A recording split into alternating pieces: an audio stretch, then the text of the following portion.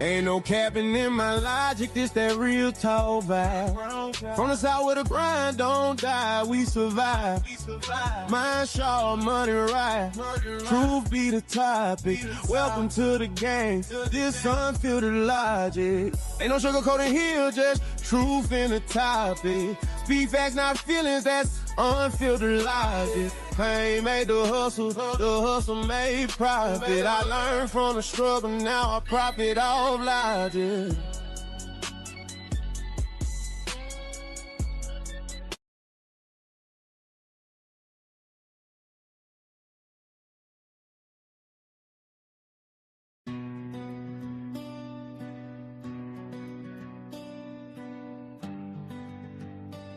Real now. I grew up where the rooster crows before the sunrise, where a handshake meant more than a compromise, where the Bible sat open on the kitchen table, and working for your blessings wasn't just a fable. Watch the world go sideways, watch the truth get bent, watch them sell the struggle but keep cash in the rent. They've been running the same play for 60 plus years, same promises, same poverty, same crocodile tears. They said, boy, stay in your lane, stay in your box, stay grateful for the scraps falling off of the docks. But my grandfather didn't bleed for me to bow. I'm standing in my freedom and I'm standing right now. Black conservative, yeah, they hate how that sounds, like it breaks all the rules that they laid on the ground. They need me dependent, they need me afraid, but I traded those chains for the truth that he made. They bring emotion, I bring the foul. They bring the headline, I bring the trial. They've been running your city for 30 long years, still broken, still burning, but somehow with a fear. God first, flag high, truth don't run, truth don't hide. Unfiltered logic, say it with my chest. I keep receipts, I don't guess. Red, white, blue, I stand on that faith in my soul. Facts in my hand, they can spin, they can lie, but they can't stop truth when it's live. Unfiltered logic, yeah, I keep the receipts. Unfiltered logic, come and talk facts with me. Now here's the dish, they don't want on the radio, the liberal playbook, let me run you through scenario. Call you racist if you question, call you Uncle Tom if you straight, call you dangerous and hateful if you just want to bait. They weaponize your feelings like a political tool, keep you angry, keep you marching, keep you playing the fool. Throw a hashtag on the problem, throw a slogan on the pain, then go back to their fundraisers in the private jet lane. They say they love the poor, while they price out the block, say they stand for the people while the people stay locked, say they fight for the children in their press conference suits, then defund the police in your neighborhood. There's your truth. I don't say this out of hatred, I say this cause I checked. I don't say this out of anger, I say this with respect for the truth, for the facts, for the folks being played. Wake up to the game before another generation's betrayed. They bring your talking points, I bring the proof. They got the teleprompter, I got the truth. They say don't ask questions, I ask why. They say sit down and follow, I stand high. God first, flag high, truth don't run, truth don't hide. Unfiltered logic, say it with my chest. I keep receipts, I don't guess. Red, white, blue, I stand on that faith in my soul. Facts in my hand, they can spin, they can lie, but they can't stop truth when it's live. Unfiltered logic, yeah, I keep the receipts. Unfiltered logic, come and talk facts with me. This ain't a color war, this ain't left or right rage. It's about waking up and walking off their stage. They built the script, they wrote your lines, they told you who to trust, but the moment that you think for yourself, they act like that's unjust.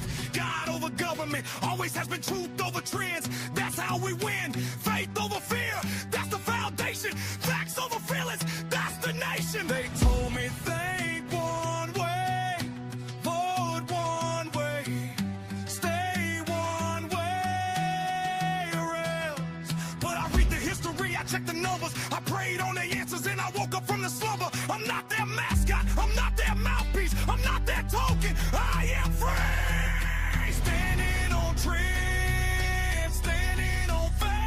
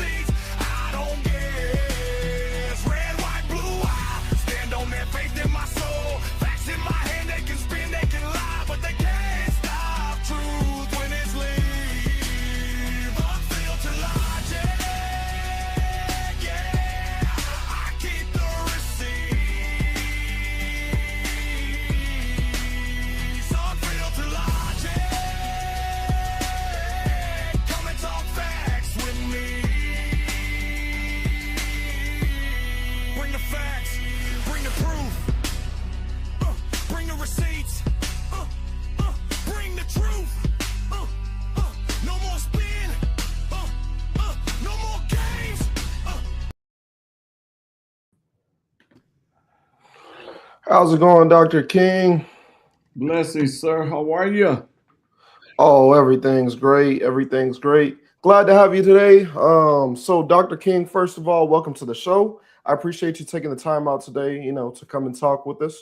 Um, I kind of wanted to get into a little bit about your campaign, what issues you were running with against. And I had a chance to talk to you off the air previously, and get to know you a little bit. But for everybody who doesn't know you, let us know a little bit about who you are aside from politics. Well, I'm a husband. I'm a father. I'm a grandfather, great grandfather. I'm a pastor in the city of Milwaukee, Wisconsin. I've been pastoring since '98. Um, I'm a business coach and a consultant. I work out in the community. I've been doing that for over 30 years, helping them get jobs, helping them get off drugs, helping them find a place to stay or having a place to stay, walking the streets from midnight to 3 o'clock in the morning, sharing the gospel of Christ. Um, and I'm just a servant. Definitely, definitely. Yeah, I know that I've seen that you have your own ministry. Yes. Oh, I'm also an author. I forgot to put that Okay. in there. I'm an author too. Yes, the name of our ministry is Kingdom uh, Kingdom Resurrection Power, but we have another one called Kingdom Ecclesia. Okay. Okay. So yeah, two different ministries that you operate. Yes. Definitely, definitely. Okay. So how about your upbringing? Like where did you grow up at? How was life for you? For before Dr. King was a doctor. Whew, let's see. Life was very interesting. I grew up in a house.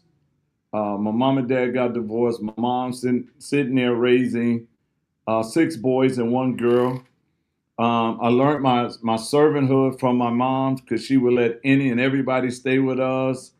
If they was hungry, she fed them. If they didn't have nowhere to live, she gave them our bed. She wanted them to be comfortable.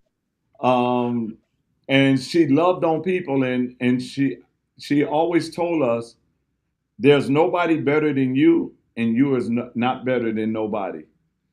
And Okay. so I grew up in a neighborhood where everybody was your parent. The neighbors would get you, the teacher would get you. So if you messed up, and then from there, from after school, I became what's called a neighborhood security aide. We escorted senior citizens to the store, to the park, if they would just wanted to go for a walk. So right out of school, I decided to um, go into servanthood. And then my father, even though he wasn't in the home, he was in our lives, but he just wasn't in the house. He worked it at a company called A.O. Smith. And at that time, that company was making a lot of money. I mean, you worked there, you was gonna make some money. But it Okay. was but it was industrial, it was foundry like work, and my dad would not let me come in there. He would not let me in. They was if you had a family member working there, you automatically got hired. But he would not Oh, allow me to come in there. And at first, I was mad at him. I'm like, why I can't? Everybody else bringing their kid in here. Why I can't come in here? I didn't know at that time he even wanted better for me. So right. I had to go and create my own path. So I started off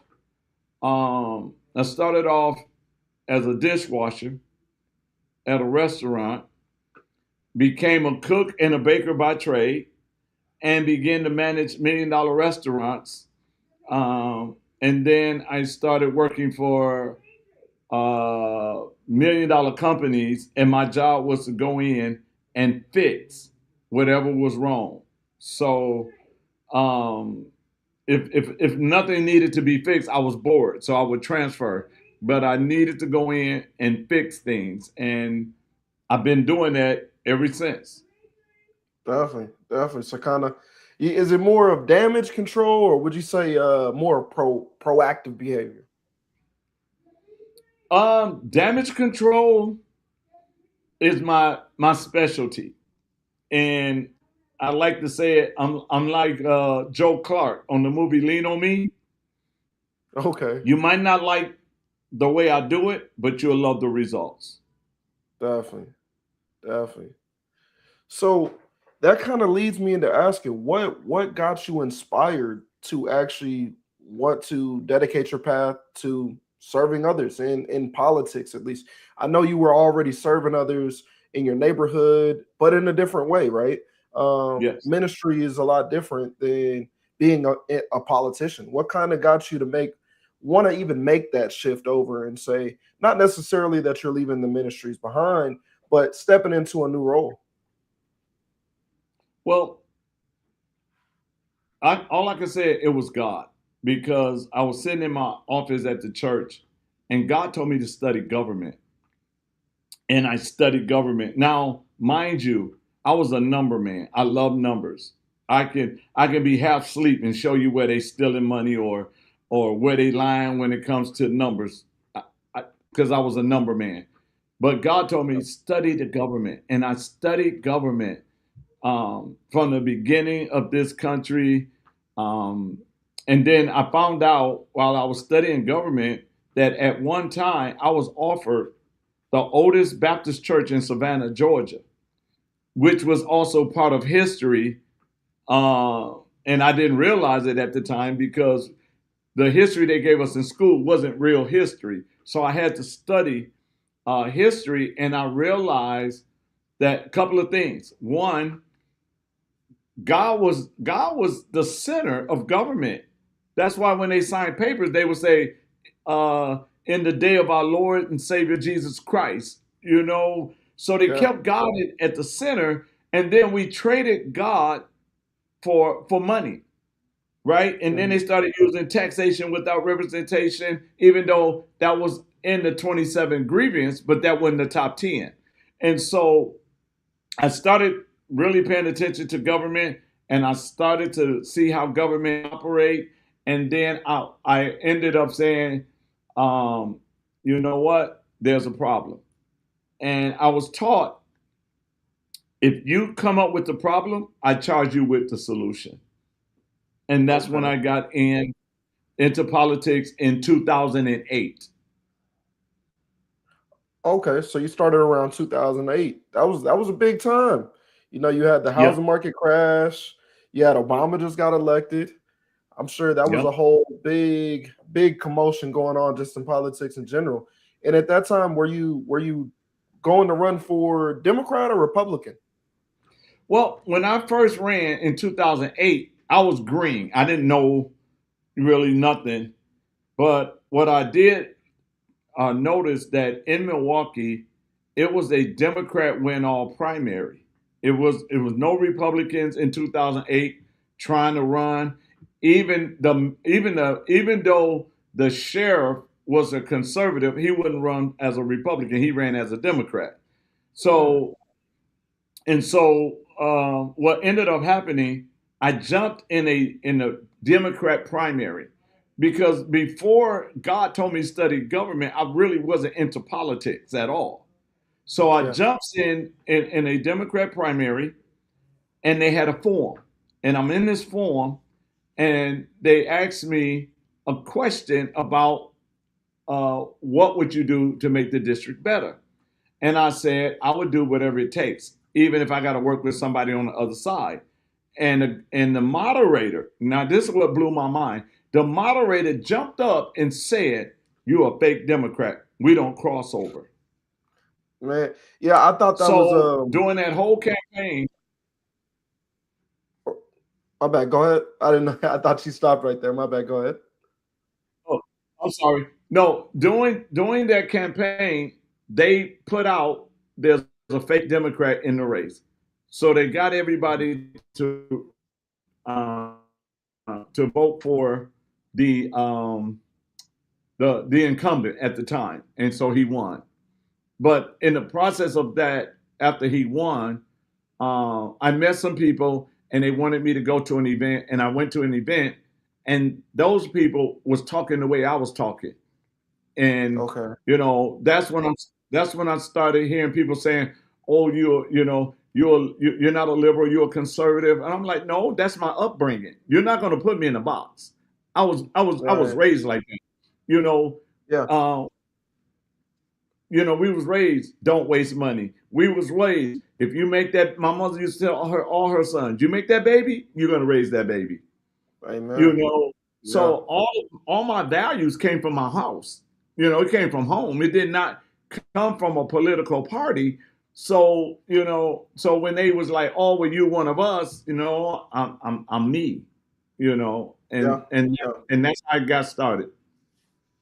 Yeah. And I I say that all the time is like, I mean, yeah, I say more Republican conservative things, especially on my channel. But in reality, I don't expect myself to represent a party. I expect my morals to be what they are and my standards to be what they are. And whatever side at the time is aligning with that, that's typically where my vote aligns with. I think that it's this weird thing where everybody kind of jumps to a party like it's a football team, but I'm not sure why that's happening. What do you think? Why do you think that starts to happen in the communities? Everybody kind of picks right or left. Nobody thinks about the policies anymore. Because they're forced to do it. It's just like you move in the neighborhood and you got two gangs. They tell you to choose a side. You got to pick somebody. Yeah, yeah, Uh, and and they don't want nobody to stand up on their own. A person like you and a person like me that speak our mind, we the bad guys because we don't want to choose a side. We definitely. just tell it like it is. And if you mad, you mad. And I always tell people, I never tell you what you want to hear, but I'm definitely gonna tell you what you need to hear. And That's for so sure. they always try to force us. And a lot of people doesn't understand that it's more than two parties. You got the Green Party, you got the Libertarians. I just found out there's a group called the Pirates. You got the Pirates Party, you got the Constitutional Party. So you got all of these different other parties, but they want you to stay stuck with just two parties, Yeah, they whether definitely you do. whether you agree or not.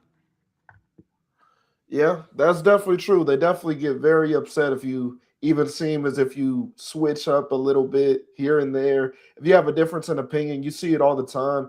And it's a shame that we're looking more at parties instead of our morals, beliefs, what we actually feel is right, and being more open minded to just the situations that are actually going on instead of, hey, what side of the aisle is it on? Who said what? It should be, what are the facts? What's really going on, and who is really the best for me at the time. It shouldn't necessarily be about the party. And so that's one thing that kind of caught my eye when you said people over the parties. But explain to us a little bit, because I know that's one of your main sayings that you say. What does that mean? Well, people over parties means it's time for us. And when I say us, I'm talking about we the people. I'm not talking about black. I'm not talking about a color. I'm talking about Mm. Americans. It is Yep. time for us as Americans to take our power back, because the power is not in the hands of the Democrats or the Republicans. The power is Yeah. in the hands of the people. And we need to put the people over the parties. We need to put principle back in politics because it's not there.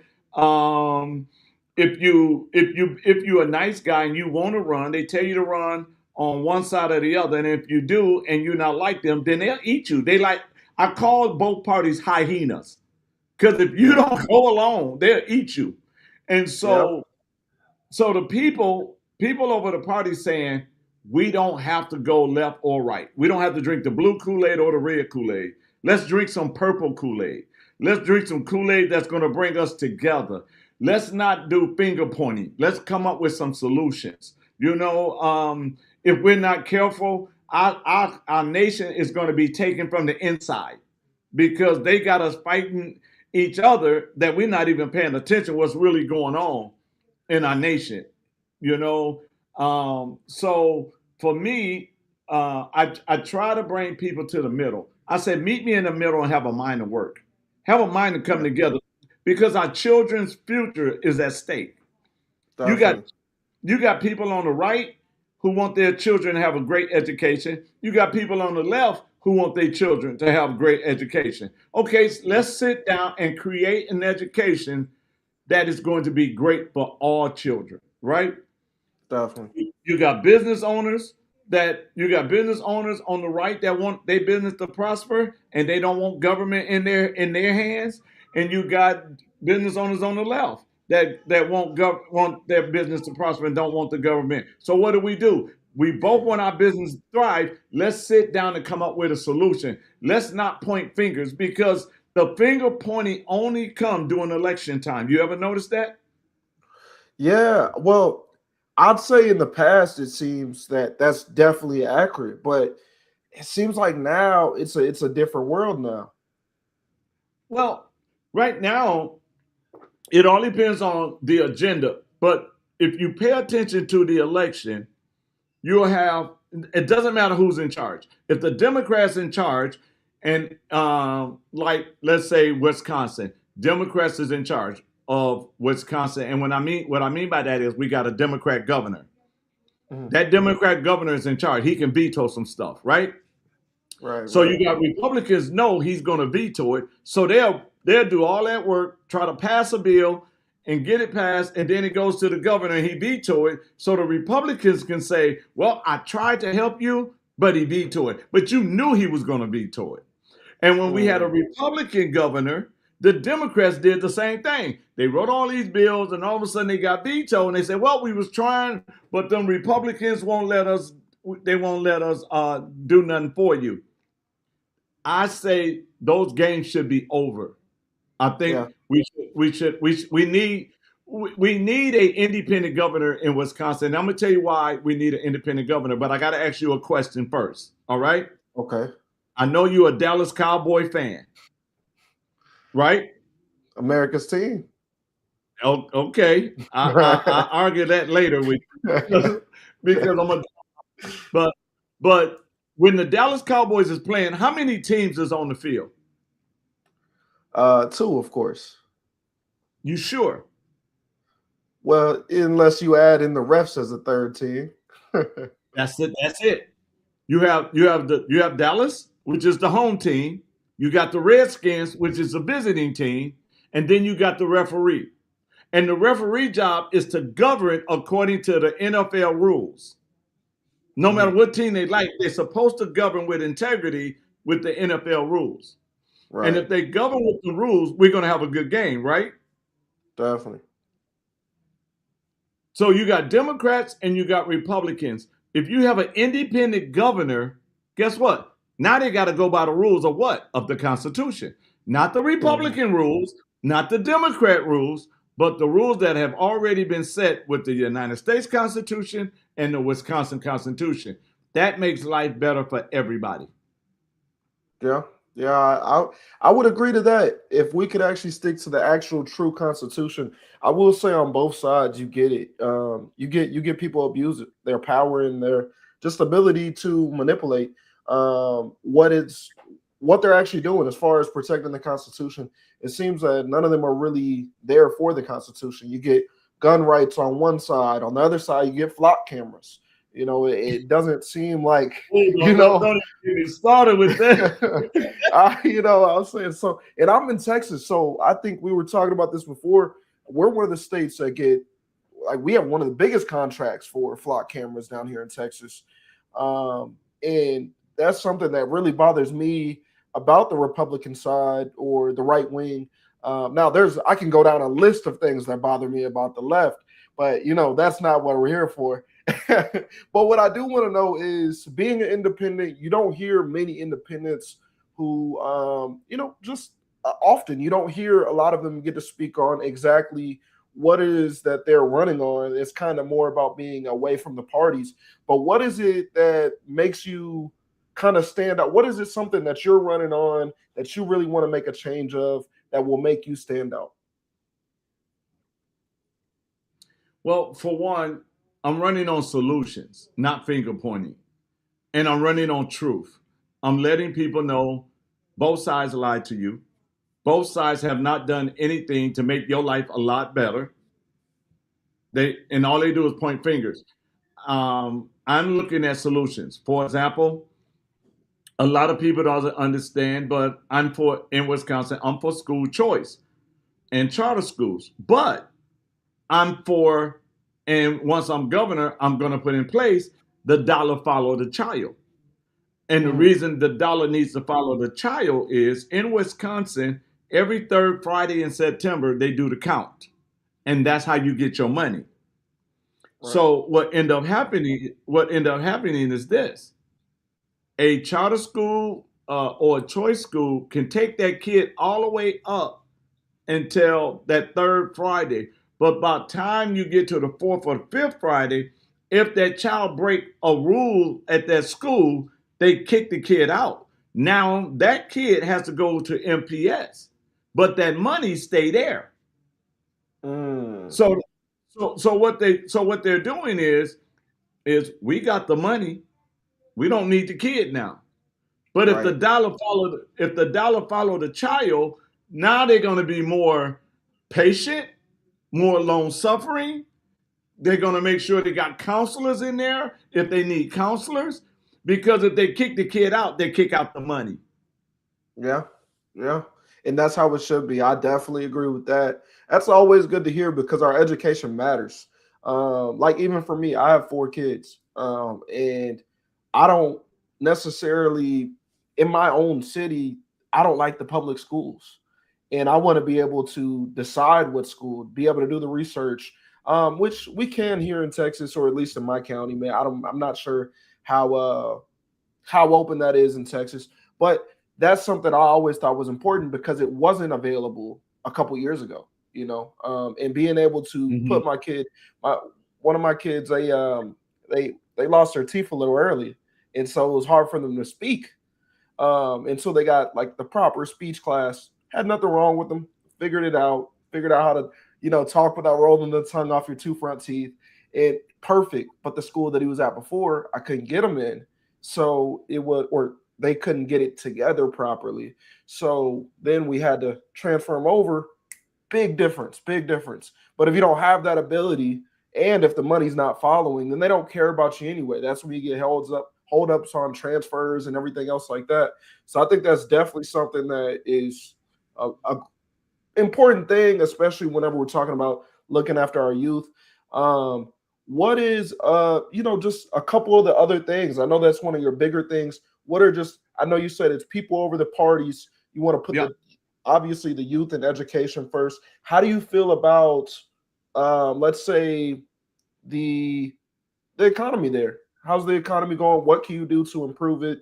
Or does it need a lot of improvement right now? Oh yeah, it definitely needs to focus. Yeah, it definitely needs. And what we need to do is we need to make government get out the way. People get excited when people running for office says we're going to create jobs. Government does not create jobs. Government needs to get out of business way. You're a businessman. You know it. If the government get out of your way, if the government remove a lot of those red tapes and all of those little fees that they're trying to tax their businesses on, and the business owners can thrive and they can hire people. Small businesses are the backbone of our country. It ain't these big corporations. It's the small business owners. And so we got to move government out of the way so business owners can thrive. And then they can set up some nice paying jobs that families can be sustained. And we have to allow small business owners to even partner with the high schools to do internship, because as a business owner, one of my companies, what I had to do was I taught the culture of a company before I send people over there. I had to get them to understand it. And if I had a company and I can go to the school and teach my culture to those who are not fit for college, then I got a workforce right there, because everybody don't want to go to college no more. So, but if I can teach them my culture and bring them in every summer from the 10th grade on all the way through graduation, I might have a supervisor coming out of that. Why? Because they Yeah. already know. You see what I'm saying? Def- But def- we have to get government to move out of the way. We move government out of the way, business is gonna thrive. It's that simple. yeah. Yeah, that is definitely, you got no arguments with me there. If I didn't have to pay extra stuff, things would be doing a lot better. Extra taxes, extra regulation fees, all sorts of different things. Even just starting an LLC, you have to pay a fee. So everything else that goes behind it, it just makes things more complicated. I definitely agree with that. I was wondering, I had that's what it's called. So the Wisconsin God Squad. Tell me a Yes. little bit about that. I've seen and read that it's helped over 2,000 people, and I believe that's mostly with the youth. Tell me a little bit about that. I've been really Well, interested in hearing about that. well, actually, it's over 10,000 people, and Okay. what God Squad was, I set it up like a police unit, okay, a police department. So I had my youth unit, I had my education and employment unit, I had my drug unit, I had my family unit. That was my special victim unit. I called that the SUV unit. Um, I had a one for elderly. So what we would do as God Squad, I modeled it after Jesus, and Jesus took care of the total man. So I didn't want to just pray for you. I want to give you what you need to get your life together. And before COVID, I was transporting over 450 people a day to work. I helped them get the job, and then I made sure they was at the job. And Okay. so I also ran a transitional home for men getting out of prison that was on drugs, and I also ran a transitional home for single moms to get back on their feet as well. So you're just touching all the weak points. That's the best thing is because I worked at the prison for 3 years down in Texas. And the main thing is I see so many inmates, they'll get out and I seen them at the prison and they'll see me on the streets and they're typically I see a lot of them outside of the gas station and they're asking for some money or they need something. They're trying to, hey, do you know where I can, hey boss, you remember me? You used to treat me good, but remember I never used to give you a problem. Do you know a way that I can find a job? X, Y, and Z. Mhm. And they don't have any opportunities. The same thing with single mothers. You get in a situation where if you don't have anybody to be there to watch your kids, be there for you, it's really hard for you to go out and get a job. It's really hard for you to, get to where you need to be because you can't have the means of the support that you need. So it sounds like you're touching all the soft spots in the community. I know that you're real big on helping out the youth as well. Yeah, Um, I even coach high school basketball too. So I just quit. I just retired coaching high school basketball. But my thing is this: our children, they really our future. But in mm, Wisconsin, we have, and I know in Texas too, we have a pipeline from school to prison. And if these babies can't read by the third grade, they in trouble. yeah. And by the eighth grade, they definitely in trouble. Do you know? We was talking about this, where I went to I ain't gonna name the restaurant, but remember I went to the restaurant and the total was 9.45. I gave them a 20, and it took two people to figure out how much change I get back. I mean, because Yeah. they don't allow them to do critical thinking. They don't teach them math like they should teach them math because there's no way you should not know how to count change backwards or however, you Yeah. know. But it's showing that the education system is failing. And It one is. thing that I would do, I would say, hey, listen, the curriculum that we're getting from the federal government, we need to change. We need our own because every county in Wisconsin has a different issue when it comes to education.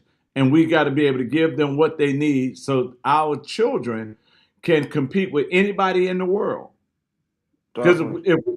if they don't, then we are failing them. We're setting them up for failure. Yeah. That's And, definitely true. And then I also want to say for medical, right? The state paying all this medical. big money to pharmaceutical and all of that, and people is complaining they can't pay for their medicine. But here's the thing that I see that will allow medicine to be affordable. You ready for this? Yeah, I think the whole world is. All right. Medicine to be affordable. If the state is going to pay for prescriptions, then the state should also pay for holistic and chiropractor. Yeah, I think that would be good. Because if you pay for holistic, the pharmaceuticals are going to drop their price because they're going to want to keep their customers. Mm-hmm. But I don't think it's government should tell family members how to deal with their health. I think it should be a family decision. And if the family wanted to go holistic, they should be able to. You know, I have seen people that go to chiropractors that was sick and all they needed was to be adjusted and they was better. So I even saw mothers taking their little babies to be adjusted. So if we're gonna pay, then let's pay that our people in the state of Wisconsin can also be healthy. Definitely. Especially of their choice, not just what we're told to do. I feel like we're already told to do enough things. At least let us choose what we could do with our own bodies, curing ourselves.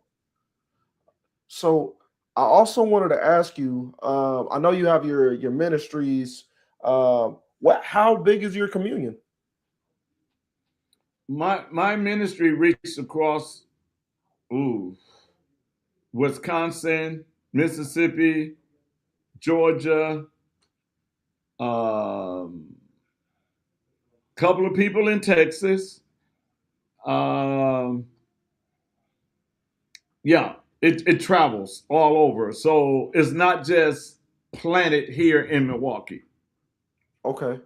What do you guys do? Like a live stream of it? You record it, broadcast it? Oh yeah. When I do the live stream, it goes all the way to Africa. It goes all the way to it goes across the world in that sense. But when I'm here, you know, I got people, they call me and they tell me I'm they pastor and they ain't never been to the church, but they saw us online. Okay. Yeah. And then I got books out. One book is called Why It's Important to Stay in the Middle from a kingdom perspective. One is called Kingdom Colonization. One is called The Road to Kingdom Living. And the other one is called also, I see somebody say also Michigan too. Okay, Michigan too. I'm sorry.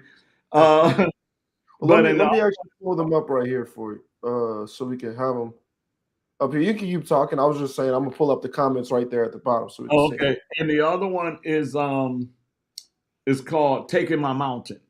Standing up for God on the mountain of influence and being that light that we need to be. Definitely. Yes, sir. So I kind of jumped around to the two different things, but it's mostly because I think that those two are the most important, you know, or I guess you could say three: your education, your health, and your faith. I think those are the three most important things when it comes to not just the youth, but our community in general. People are a lot more productive when they're healthy, when they're close and connected with their faith. You know, they can bear a lot more fruit.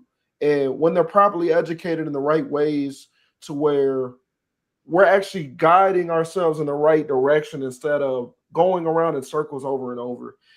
We've been talking about the education was bad since, I was in elementary school, and talking about how other countries are surpassing us and that the reading level keeps dropping lower and lower. And it seems like nothing is changing. Why do you think that it literally all three of those things that, I would say me and you probably can agree, those are three of the most important things to the communities. Why do you think that those are the three things that they seem to be attacking the most? And when I say they, I don't necessarily mean a party or the other, but it just seems like the government entity as a whole, it just seems like the education is getting worse. We don't have God in anything anymore. We don't even say, put our hands over our heart in the morning before school, Right. And then the same thing with health. You're just told prescribe this, and this has symptoms of this, this, and this. But if you take that, then you're gonna need to take this over here, and that has symptoms for something else. If you get those symptoms, take that. You know what I mean? So why do you think that is something that's going on? Well, first of all, let's start with the first one, and that's our faith. And they will tell you by faith, right? They'll say to you, I gotta remove God. Because if they remove God, they remove hope. There's no more hope. Yeah. It's doom and gloom. Then they go to the education system. And why is that? Because I tell people this. If you send your kids to Caesar, don't get mad when they come home a Roman. Yeah. Because Caesar is going to indoctrinate them with what they want them to have. And so when you look at education, this is one of the reasons why they stopped cursive writing.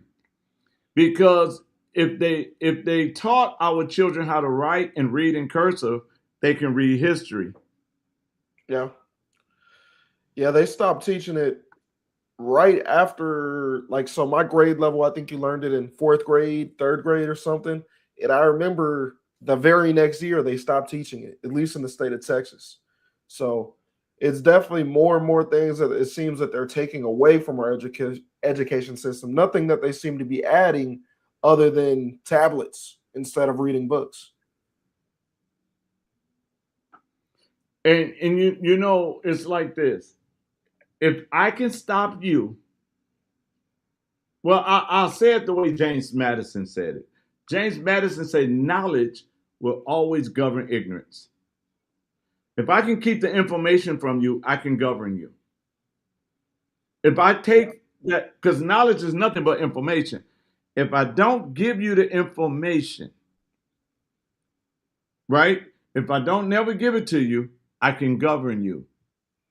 Just like if I never teach you how to fish, you got to come to me to eat. Right. And that's what they want. That's what the government want. I even hear in some states that they're trying to open up government grocery stores. You know what would happen if the government controlled grocery stores? They're going to have a food desert in no time. Taxes Well, are we going to got be a couple of them in Milwaukee. We got a couple of food deserts in Milwaukee already. But for the government to get control of the food, they are already trying to damage the water because we know we need the water. They know we need food. They know we need shelter. So the government is trying to take everybody's generational wealth away, which is land and property. Yep. And that's why they give you affordable housing, because they don't want you to own nothing. Yep. And once I get you in affordable housing, I can snatch that from you whenever I feel like it. That's true. That's true.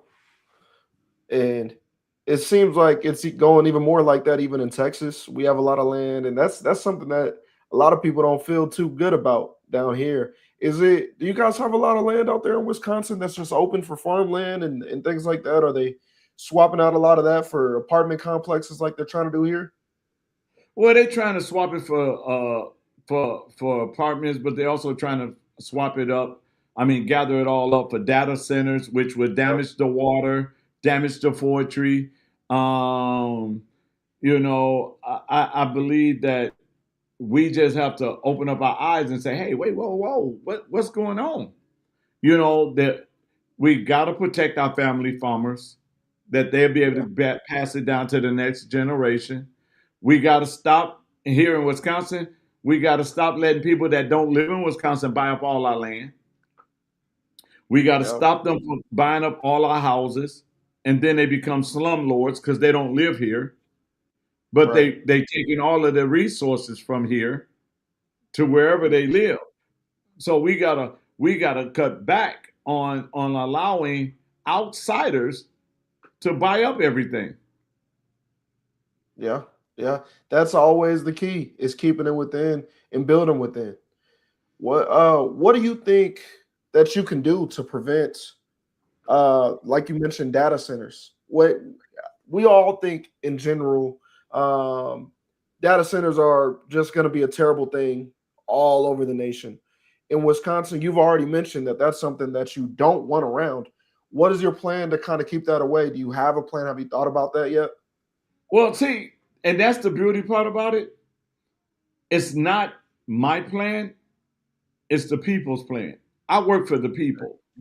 If Definitely. you say you don't want it, you don't have to have it. If you say you want it, you got to understand we're there to represent the people. We're not there to represent ourselves. And if I go in with a me agenda, then I failed the people already. I have to go in with we the people over the party agenda, making sure that I'm there to represent them. Because I don't know about Texas, but Wisconsin, we already got taxation without representation.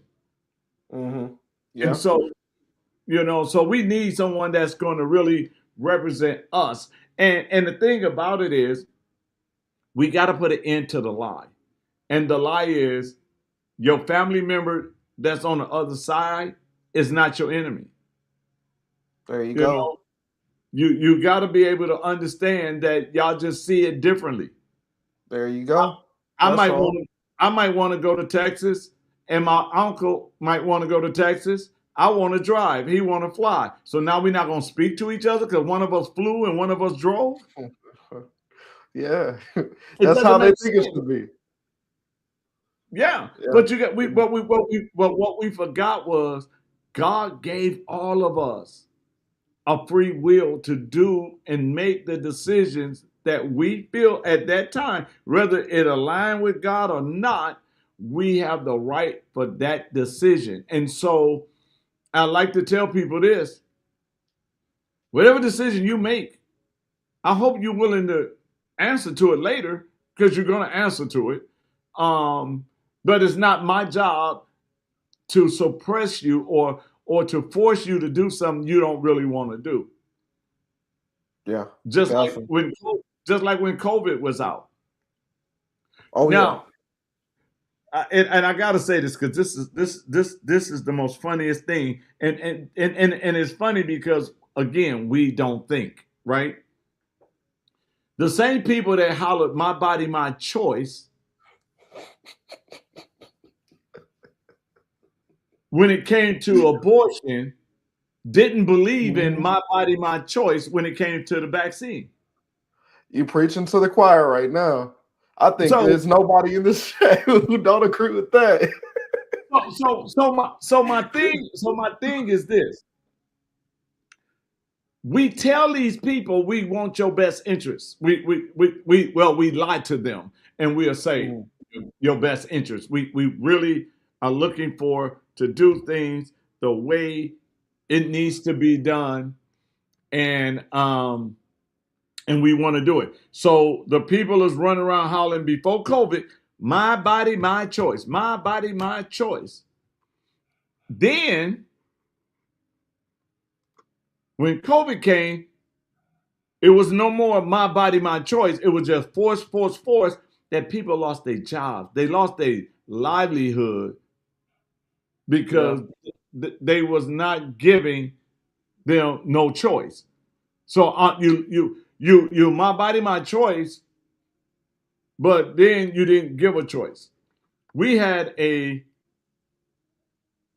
we had a Republican governor here in Milwaukee that always told the people he was for them. And I'm saying it first on here, but I'm going to do a post on it to show the people how people don't really care about you. They're just pushing an agenda that does not line up with your life. So we Yeah. had a Republican governor that said that all his uh, term as governor, and he ran for president, but he didn't get that far. And he says Democrats are evil. Democrats don't like you.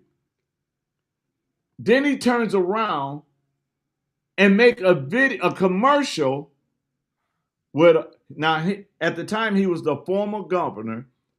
he makes a commercial with a former Democrat governor telling the people to take the jab.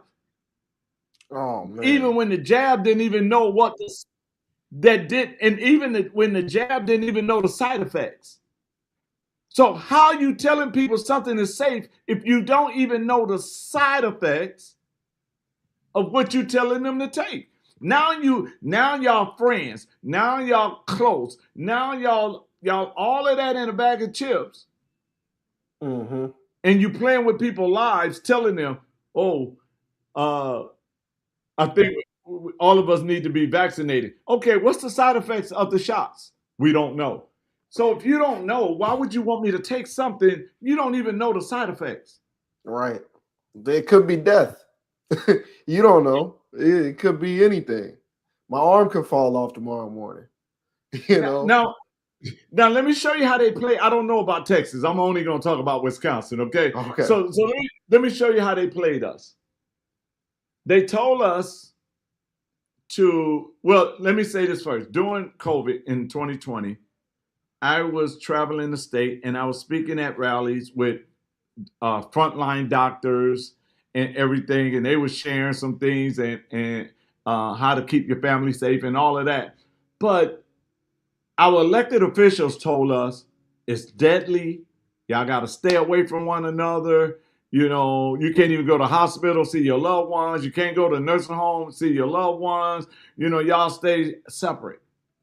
Yeah. But that year, the Bucks won the championship. They were celebrating, no mask, hugging one another. And then our elected officials called for a parade to celebrate the NBA champion. Yeah. No mask, thousands of people. Was this 2021? Or 2020. I think 2020. I thought the Lakers 2020, 2021. They might have. The Lakers won the bubble. Late. Yeah, so it was after the bubble, you're saying. The one right after the bubble? Uh-huh. Yeah, wait a minute, I'm finna get it for you now. Okay.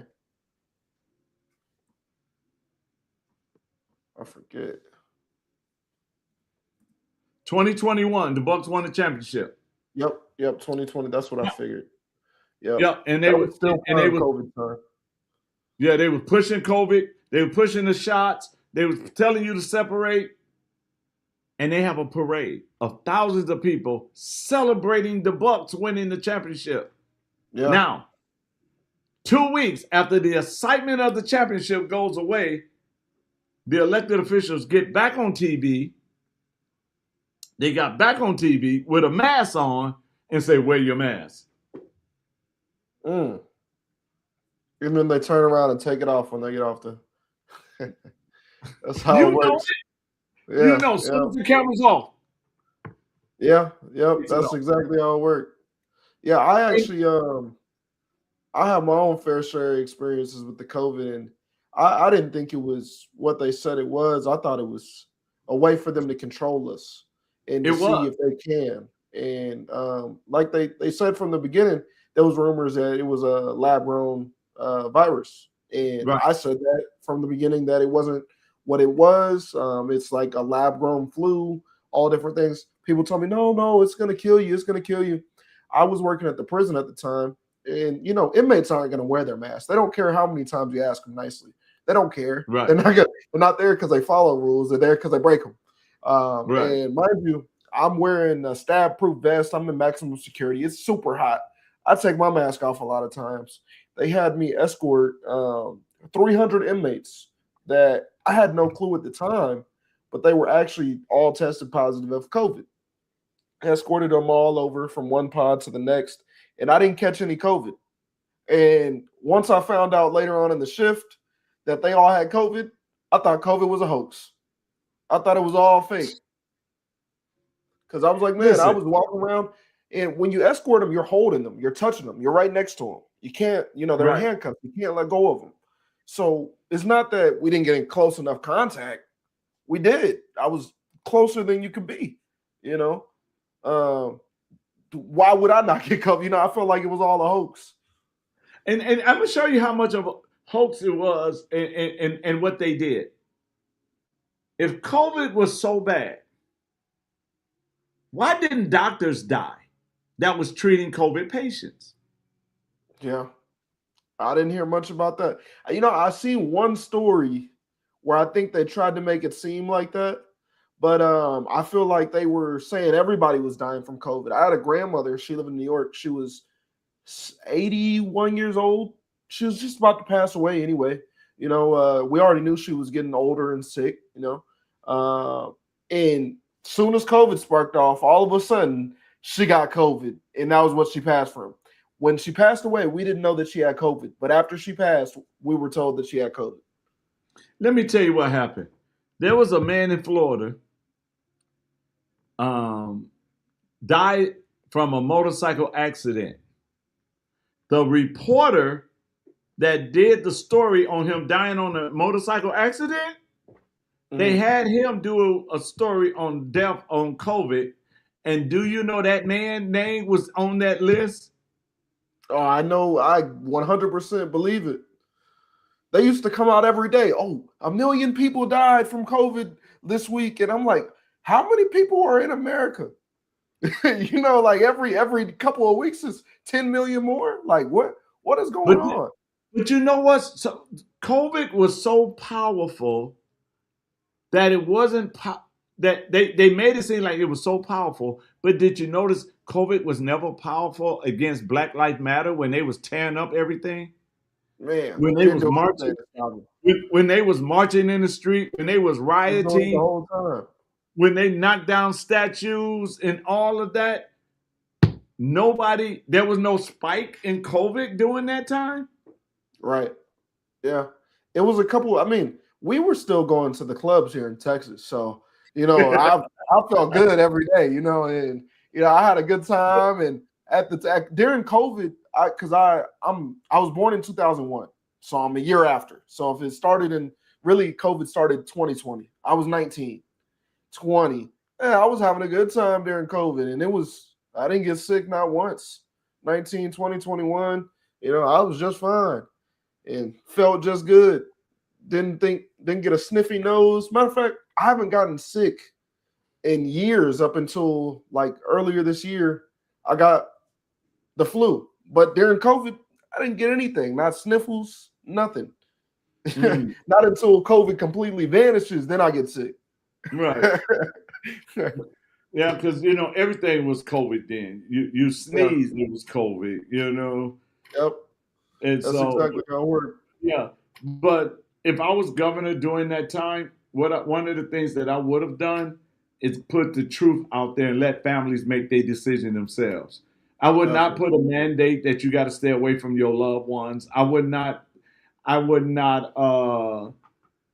Now in Wisconsin, they did what's called a mandate, and they mandated the church to be closed, but not the liquor store.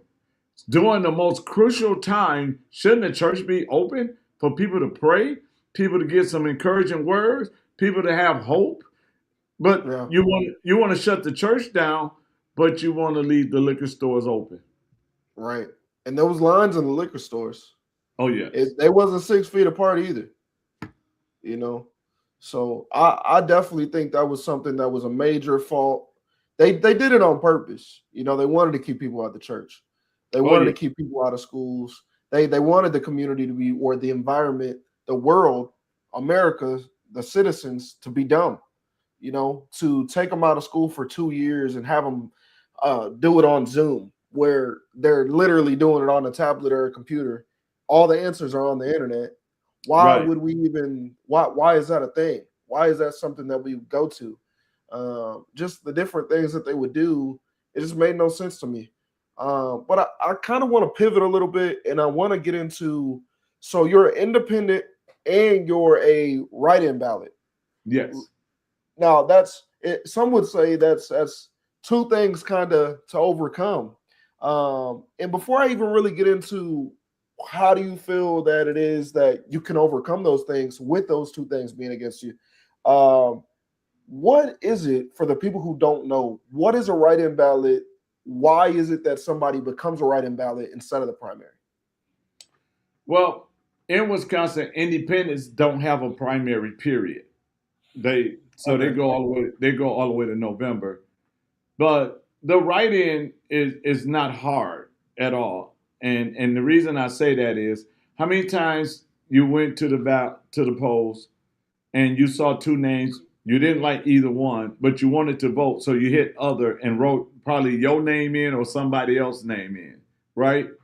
So what I did, I went to our election commission, Wisconsin Election Commission, and I followed their instructions to become a write-in candidate. And so in November, all the people have to do, because you're going to go to the poll anyway, just go in, go to the governor, hit other, and write in David D. King. David D. King. Okay, Yeah. so if you guys are looking to, and this is for if you guys didn't know in general, as well as for this specific running as well.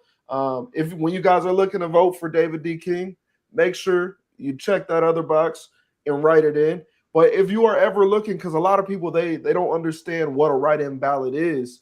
Like I told a couple other people that I was telling, to say I'm going to be talking to a write-in ballot, and they didn't know what it was. They was like, "What is a write-in ballot?" And a lot of people don't, honestly. So that's why I thought it would be good to kind of for you to explain it yourself, because a lot of people they just don't understand that. Yeah, and the thing about it is, they used to have it where you wrote when you go vote, you would write someone's name in, but now they just try to make it easy for you, and they have the name on there. I think it's time that we go back, and write. I believe that the last governor's race, 890,000 voters didn't vote in the last governor race, and they felt they didn't have nobody to vote for. So, given that third choice is saying, you know what, we the people, we can do this. All we got to do is go in and write the name down. It's that simple. To write down the name David D. King. How I got here was normally I would go get all my signatures myself. I would go out and get all the signatures we need. And one of my friends, she would always go with me, and we would compete to see who get the most signatures. But she couldn't come because of some health reasons and everything, so we wasn't able to do it. So we got sabotaged. We had an individual that we paid their organization to go out and get the signatures for us. And God is good. God is always going to warn you when things are getting ready to come your way. And so what God did was he showed me through a friend of mine that the people we hired was going to sabotage us. And what they did, they had children, mind you, little kids out there collecting signatures. So what they did was they had these children, these babies now, collecting signatures. They took pictures of them. They sent it to me. They let me know. And what they thought was going to happen was that we was going to turn those signatures in. So that way, when they challenge it, it would have made news that I had little babies out there. What kind of candidate is this? Got babies out there breaking the law, getting signatures, but we did not present those signatures. So they tried to almost catch you up with fraud. Yes. But God had already showed us, and he allowed someone to send us the pictures of these babies. And when I say babies, I'm talking about they couldn't have been no more than 11, 12. Man, kids, elementary school age. Yes. So they was trying to sabotage us and thinking, oh, we'll go away. Why? Because here's what's happening. You got the Democrats says, oh, he's going to take votes from the Democrats. And you got Republicans saying, oh, he's going to take votes from the Republican. And I told them, you both are correct. I'm taking votes from both of y'all. Yes, sir. You know, I so understand that. so you have to understand this. I understand being in politics is part of my purpose. And anytime you got purpose, you got to have passion. And so my passion is to see Wisconsin better. So my purpose is to make sure Wisconsin is better. And I always tell people my purpose is always bigger than my problems. Definitely. And I choose courage over comfort. Definitely. That's how it has to be. A lot of people, they're too comfortable or too complacent to choose to elect to use their courage and actually stand up for what they actually do believe in and what they actually, you know, feel. A lot of people, they're scared, especially nowadays, with it being so available to you to say what you want to say with social media and the internet and everything else. It's still so many people who feel that they just can't really be heard or say what they want to say anymore. And it's almost like they want you to lose that courage of saying how you really feel. You have to fall into one way or other, or you get shunned, you get labeled one way or the other without even being that way. That's one of the good things about I guess that's one of the good things about being independent is you don't have to be in that box. You get to be able to say what you want to say, do what you need to do. Hopefully that's the right choice for the people that they can see, hey, look, we don't need to be a part of either party, especially in Wisconsin. It's time for a change. I know that Wisconsin has had, I believe you guys have been Democratic for quite a while as far as the governor's seat. Well, not really, because he did 2 terms, and then before him it was a Republican that did 2 terms. So you know, it's just been. I think right now everybody is waiting on a cold glass of water, and I'm that cold glass of water to help them be able to do what needs to be done. And I want to say this too, if I can, for those that are watching. And if you are someone that are sick and tired of being sick and tired, whether you live in Wisconsin or not, you can join in um, helping us uh, make history and become the first write-in governor candidate to win by going to our website. Now, I will call you guys the Air Force. All right, I'm the Marines. I'm on the ground. I'm doing what I need to do. So I'm calling for the Air Force. The Air Force always bring the supplies, right? So I'm asking you guys to go online, go to kingforgovernor.com and make a donation. Say, hey, I'm standing with you, even though I'm not in Wisconsin, but I want to stand with you. And if you want to stand with me, just go to kingforgovernor.com and make it and make an Air Force donation and says, hey, we standing with you in this race right here. And if you know somebody in Wisconsin, say, hey, listen, this is the man y'all need to lead Wisconsin in the right direction. There you go. Well, I do kind of I did want to ask you one more thing before we started wrapping this up. I wanted to know as well. I've seen. I know you mentioned in 2008 you ran for office. How about any time in between then? Is this? Did you take a break from it for a minute, or did you, continue to run for that meantime? Oh no, I kept fighting. I'm more like Abraham Lincoln. I ran more than one race.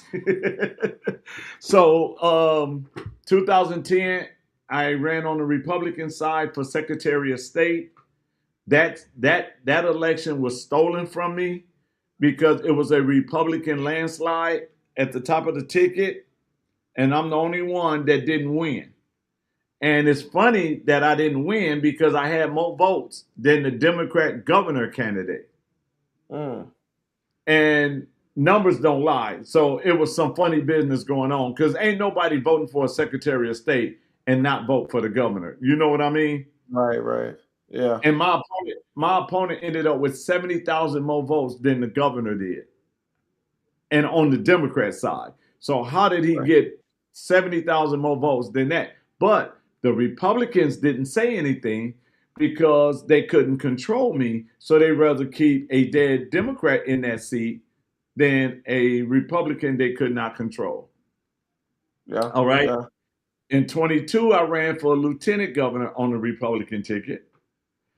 They wanted me to sign some little agreement, or I was not allowed to speak at our state convention, and I wouldn't sign it.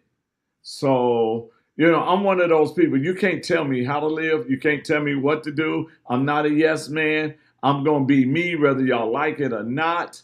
I was going around and telling them, y'all did some things I'm not happy with. I'm a Second Amendment man. So why would you give me concealed carry instead of constitutional carry? There you go. We don't need any concealed. Well, I right. mean, I like constitutional carry. I carry it concealed, but I want it to be constitutional. I don't want to have to carry it concealed. And if I lift my shirt up to reach over to pump some gas and my shirt slightly lifts up, I don't want to be told I'm brandishing my firearm. Yeah. And not only that, but you giving government, the government is making us pay them to have permission to exercise our rights. Right. Yeah, to get a license. Yeah. Right. So we should have received constitutional carry. All right. Then Republicans say, well, we the party of God. No, you're not. Nothing you write is standing for God. Nothing you put down is standing on the principles of God. And only time you say you're the party of God when you're talking to a church full of believers. Yeah. We don't see your light. Where's your light? Yeah. I see that on both sides, honestly. I see both of them play on and it bothers me sometimes when they play on using God and they throw that into their sentence every couple of times.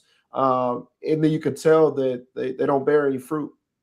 And a real believer could tell when somebody bears fruit. And like you said, the light, you can tell, especially when you're in a position of power. And a lot of these people, they have the position, they have the opportunity to do what they're supposed to do, but their light isn't shining. Oh, yeah. Because here's the thing. The Bible says it this way, and this is why I love it. The Bible says, if you're ashamed of me before men, then I'll be ashamed of you before my Father, which is in heaven. But I left a piece out because the piece that I left out is where we have the problem at. Jesus said it this way. He said, if you're ashamed of me and my word before men, then I'm ashamed of you before my Father. So nobody is ashamed to say, I'm a Christian, but they're ashamed to stand on his word. Why? Mm-hmm. Because standing on his word is going to be controversy. Yep. Standing on his word is going to put you on an island by yourself. Yep. You see what I'm saying? So they're afraid to stand on his words. And so if we're and one thing that I try to get people to understand is this. Yes, I'm a man of God, but I'm not going to walk around and try to beat people up with my Bible in my hand, because Jesus told me that I'm the light of the world, a city that sitteth on a hill that cannot be hidden. Then he said, let your light so shine before men that they may see your good work and glorify the Father. Not glorify me, but glorify the Father. So whether you're an atheist or a believer, I'm going to make sure you're both taken care of. Amen. Amen.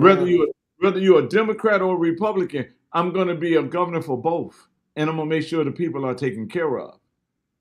Whether you're rich or poor, I'm going to be a governor for both. So it's not about what are you going to do only for this? It's not about a this. It's about us. And so that is one of and I think that's one of the biggest reasons why even mainstream media won't even do an interview with me right now.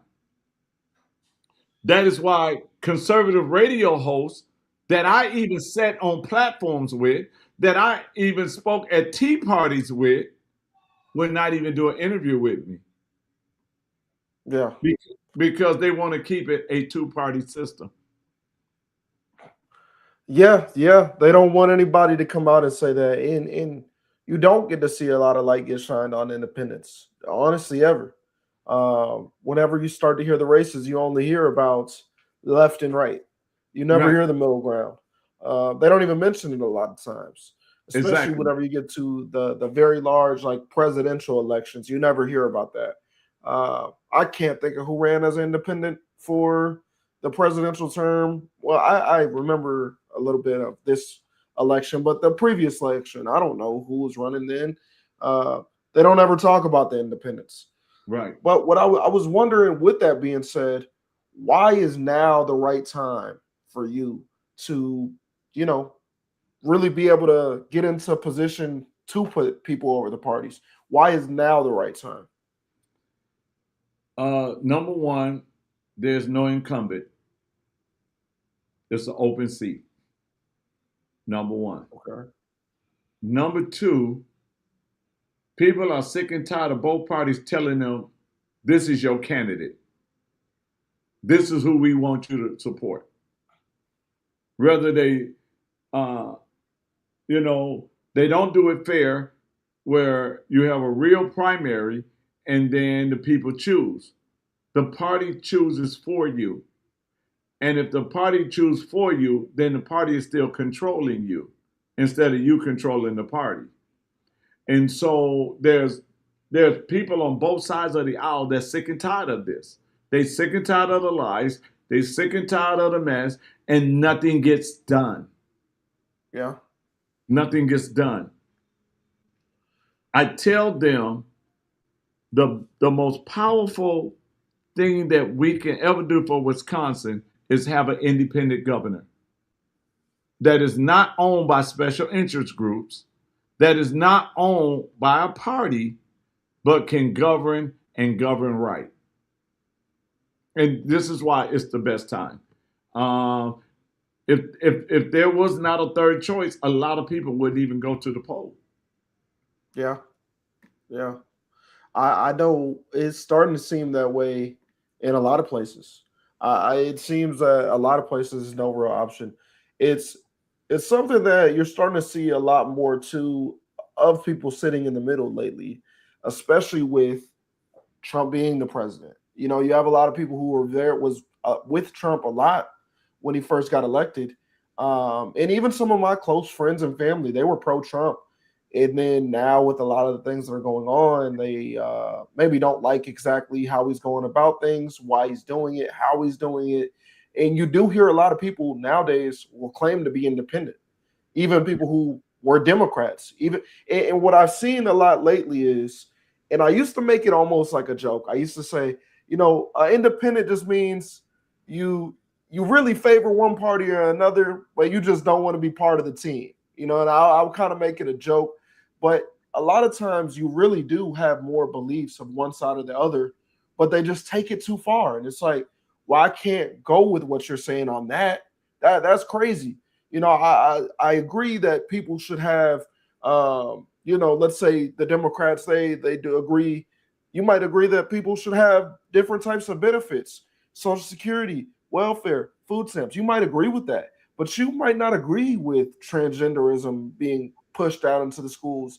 You might not agree with all the just different little things that are going on, immigrants, illegal immigration, the little things that add up to be something huge whenever it goes against your morals. Or on the same side with Trump, some people, they agree with almost everything he says up until he started kicking everybody out the way he did. There's some people who never get over the story about the Blackhawks that pulled up to Chicago, the Ice Blackhawks that they had. And what can you say? Like it violated some rights. And because people were so polarizing on left and right, you just might be right about it might be time. Sometimes I think maybe not, but here's the it might thing. be. Here's the thing, and this is why it's so beautiful for me as an independent. The pastor side of me, the servant side of me, want to take care of the social issues. All right. We got Right. homelessness, our veterans are homeless. We got mental illness, drug overdose, human trafficking, sex trafficking, even now organs trafficking. So we have all of these things. I don't believe in a handout, but I do believe in a hand up. Okay, so that's the pastor side of me, and that favors a lot of people on the left. This man really cares. He works for the people, right? Yeah. The business side of me is over on the right. You're wasting too much money. You adding more taxes, which you don't really need. You just got to budget what you got. We need to shrink government. Government is getting too big. Yeah. So that's the business side of me is saying, okay, we can go in here and we can fix this problem. We can shrink government. The pastor side of me said, oh, we can go over here too. And guess what? Social service used to be in the church, right? The Right. churches used to be the social service. So Right. let's go back to some of that. We need families strong. Why? Because if you got strong families, you got strong communities. You got strong communities, you got strong cities. You got strong cities, you got strong counties. You got strong counties, you got strong states. And There you go. that's that side of me. That's the pastor side. Let me help you become more self-sufficient. That you're not dependent on. And then the business side of me, okay, let's shrink government Right. because we need to shrink government. Let's keep Definitely. our let's keep our Wisconsin National Guards in Wisconsin. Let them not go fight a war that have not been okayed by Congress. So keep our National Guards in Wisconsin to do their job and their duty to protect Wisconsin. Yeah. Yeah. I can understand that. That's what they're there for. Yes. So I didn't know they so had Wisconsin National Guard out there. huh? I said I didn't even know they had Wisconsin National Guard out there. Oh yeah. Every state got their own National Guards because every state is a nation by themselves. Yeah, So I mean, I didn't know that they had sent the Wisconsin National Guard out to no, they didn't send I them didn't out know. yet. They didn't send Okay.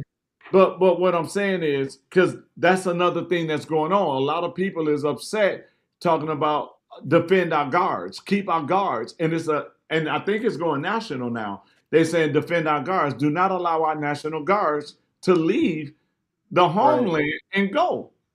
Right. Right. Because Right. if they're gone, who's going to protect us? Definitely. Yeah. That's the truth. And That's the so truth. so those are the things that I look at. And then when you look at illegals, immigrants, a lot of Latinos voted for Trump. Why? Because they've been working, they got visas, they try to, make money, send it back to their family, and then all of a sudden here come these illegals come over here and they give them a place to stay. In Chicago, they was letting them stay in the police station. A regular citizen of Chicago could not sleep in the police station unless he was arrested. They had them in police stations and schools, all Yeah, sorts of stuff, man. and making sure they got food. And look at all the homeless people we got. They got, and I know this in almost every state. I mean, every state, every city, you got what's called tent city. Yep. But we're Yep. not taking care of them. We taking care of the illegal immigrants. No, we have to Yep. take care of our own first. Charity starts at home. We have to take care of us first. And Yep. people get mad if you skip them in the grocery store line. Why are they not mad that people are skipping them to get the benefits that they can't even get? Yeah, I think it's all a trick. I think, and you know what? Somebody told me the other day, they said, well, the government brought all these people over here and promised them things. And when you look at it, yes, Biden's administration, yeah, they didn't come over here because they were told that they're not allowed here. They came over here in vast numbers because they were offered something. They were Yeah. offered handouts. And a lot of people were saying, well, you can't bring them all over here, give them the handouts, and then you change presidents. So you're like, nah, get out. We don't like you. We kick you out, And that's like one of the biggest things that you hear with that whole situation. People saying, I just don't like that that's happening or whatnot. And I understand that. But at the same time, there's people, I live in Texas, man. I do roofing. I hire roofing crews every day. I'll tell you what, they're not speaking English. Right. So, and most of them, they didn't get here 3 years ago. They got Right. here 30 years ago. Their Right. families got here 10 years ago. Whatever the case is. You know, they've been here for a long time. They haven't been assimilating to where our culture is, but they have been here for a long time, and they have been able to use up our resources for a long time. And the fact that we have so many people who will say, why can't they get those same benefits? Why can't they get what we get? Well, the thing is, they're getting more than us. They're getting better than us. There's people all the time that are getting told no to Section 8, but you have immigrants getting it. There's people in our community getting told all the time, oh, we're only going to give you $50 for food stamps because you only have one. There you go. And that's the type of stuff that you're seeing left and right. Oh, well, you don't see them in voter. They can't vote. They're not able to vote. Well, the files just came out there. We've seen in Texas alone over 100,000 dead people voted in Texas this last election. Not to mention the 20,000 illegal immigrants. So, and not to mention that was in not just Texas, but 11 other states. I just use Texas as an example because it's so close to home for me. But you're seeing it all over the place. It's not the same as them getting what we get. Firstly, we've had generations pay into this. Because even now, if you retire today and you get Social Security, that Social Security is paid for by the people who are paying it right now. You know, it's not from way back then when you paid into it. You paid for the last generations. You know? And people don't. Oh, I'm so glad you said that because people don't understand how. So and here's what they're saying. Oh, they're using up Social Security. No, this is what's eating up Social Security. Each generation pays in for the generation before them. When you got a gap of people not working on free benefits, and now it's the next general time to get their Social Security, you ain't got nothing in the pot. Yeah. Yep. Because That's why? exactly it. The one that's coming behind them ain't working. Not even a little bit. And so, I mean, we got a lot of work to do, and I know it ain't gonna happen overnight, but it can start November 3rd, especially in Wisconsin. It can start November 3rd. And I like to say on November 3rd, we're gonna win as a write-in candidate, and that's gonna be the shot that was heard around the world. Because they're gonna be like, oh my God, what happened? The people have gotten tired. That's what happened. The people are sick of the lies. They're sick of being controlled. They're sick of, you got some people, they're getting government assistance right now here in Wisconsin, but they don't want to be on government assistance. So if they go out and get a job and they make $1 more than what the government say they can make, they snatch away child care. They snatch away their health care. They snatch away food stamps. So now how you gonna make it and you just getting started? So now you gotta question, do I try to prosper or do I just stay here? Because I can't do it without it. I believe that we gotta wean families off of government system. We can't just snatch it. Right. But because the biggest drug in Wisconsin right now and in this country is the drug called dependency.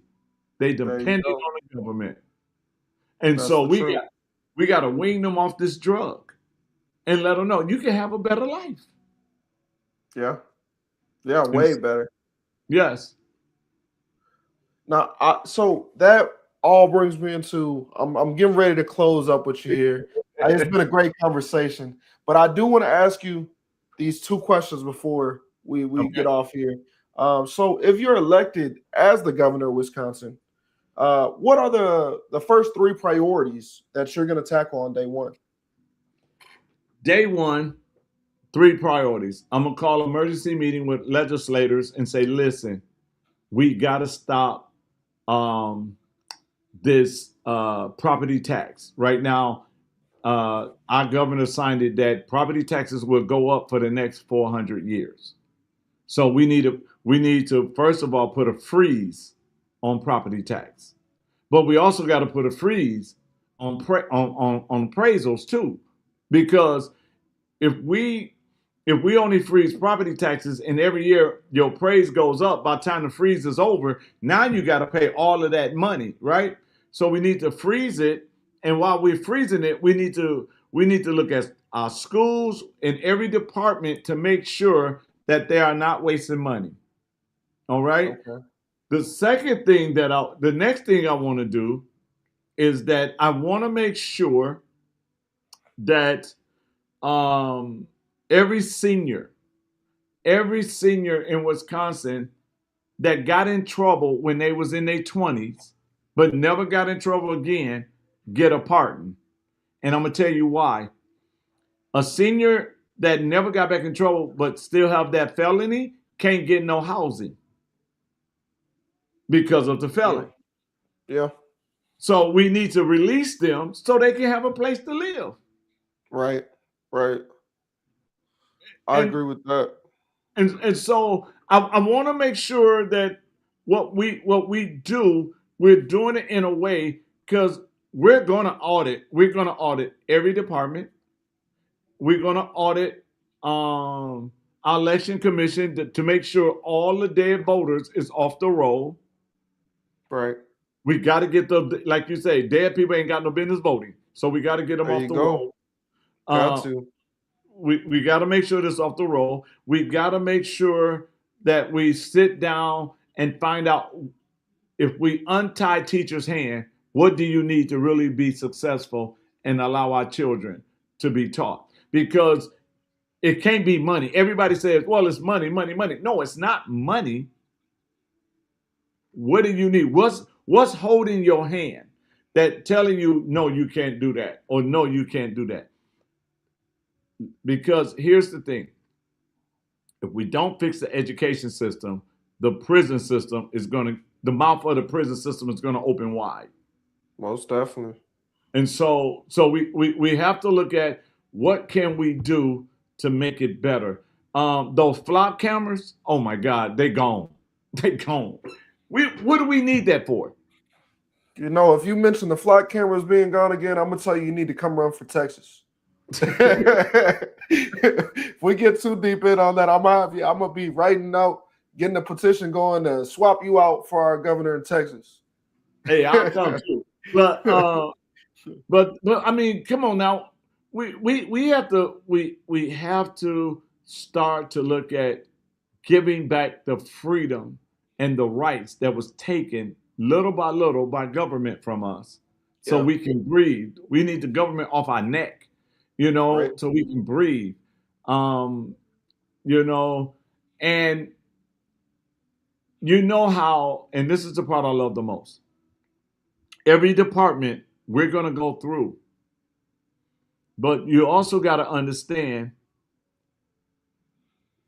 when the Dallas Cowboys got rid of Mike McCarthy and they brought in a new coach, that new coach brought in his team. Yep. That sees what he sees and can buy into that vision.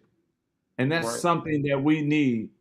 I need to remove some people from some department heads and say, hey, listen, if you can't do the job that I need done, you got to go. I need somebody there that can get this done, because we're wasting too much of taxpayer dollars. Yeah. And the waste stops day one. The moment I'm swole in, you better have your numbers in order, because the waste stopped day one. There you go. Well, and that was something, you said something in there that I kind of wanted to speak about. You were talking about the pardons for the felons who, never did anything since 20. I think that's so important, because I worked in the prison. I know that there's a lot of inmates that are actually, they're good people. They made a mistake. I tell them all the time, the only thing that separates me and you is 2 seconds, a 2-second decision, maybe less. It only takes a split second to pull a trigger in a bad situation, you know. Right. And some of these people, they were protecting their daughter. They had rage from something that happened. Some of these people, they did do a heinous crime.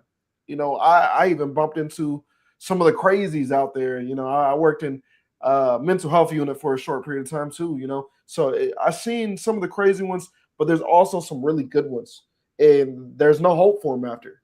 The only thing Right. that they can do, and the sad part is, if we know that they only did 5 years, and this is their first time in prison, typically we say when they get out, we'll see you in another 5, because that's what the statistics show. If you've only did 5 years, you've been a little bit rowdy or anything like that in prison, you're typically gonna come back within 5 years. Most times when you go to prison, and for them to not have any avenue, any route to actually do better, but we're holding them to a higher standard because they messed up the first time. But there's no support, there's no help. They get all their rights taken away. They don't have anywhere to live unless they have somebody else sign a piece of paper saying that they can go live with them while they're on probation when they get out of prison. You know, different things like that. It's so hard for them to rehabilitate into society and just acclimate all over again. It's, and not to mention, you've already, it's like you time traveled. You Yeah. went in, it was 2010, and now it's 2026. And you're looking around like, what is that? An iPhone? What do you mean? I had I had a BlackBerry. You know, and so it's a whole different world. It's a whole different economy. It's everything is completely different. And they paid their they did their due to society. They already paid their dues. There's no Right. need for them to keep beating the dead horse and just ruin these guys' lives forever. So I think that is something that would be great for Wisconsin if that was implemented, for pardons for the people who are only one-time offenders, who have only did something at a younger age. These dudes deserve second chances.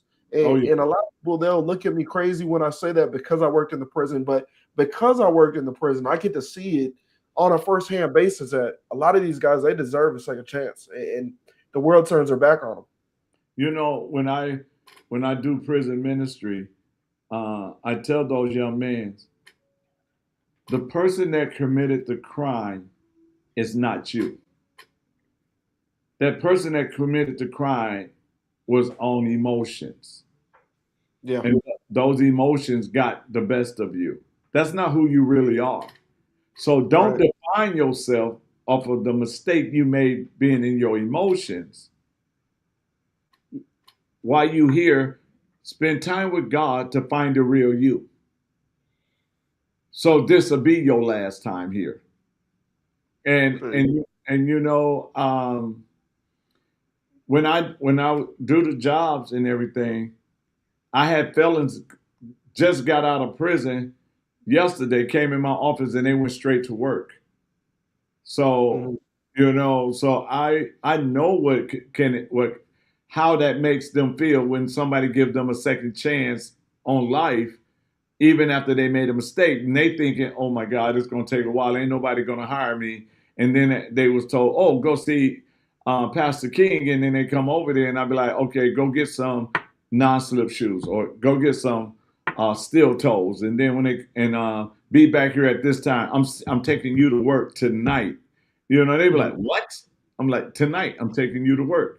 You're going to Yeah. work tonight." So they be like, "Wow," and um, it's amazing because they'll say stuff like, "You know, you saved my life," you know, because I Mhm. there was no hope for me, and I didn't know what I was going to do, and I didn't, you know, my mind was already starting to, how should I say, drift drift to the other side and say, you know what, you got to feed your children. So the best way to do it is go up by the store and rob somebody, Right.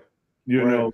But we was able to change a lot of lives that way too. So I'm just grateful to God that I was able to, and we still doing it. And but Definitely.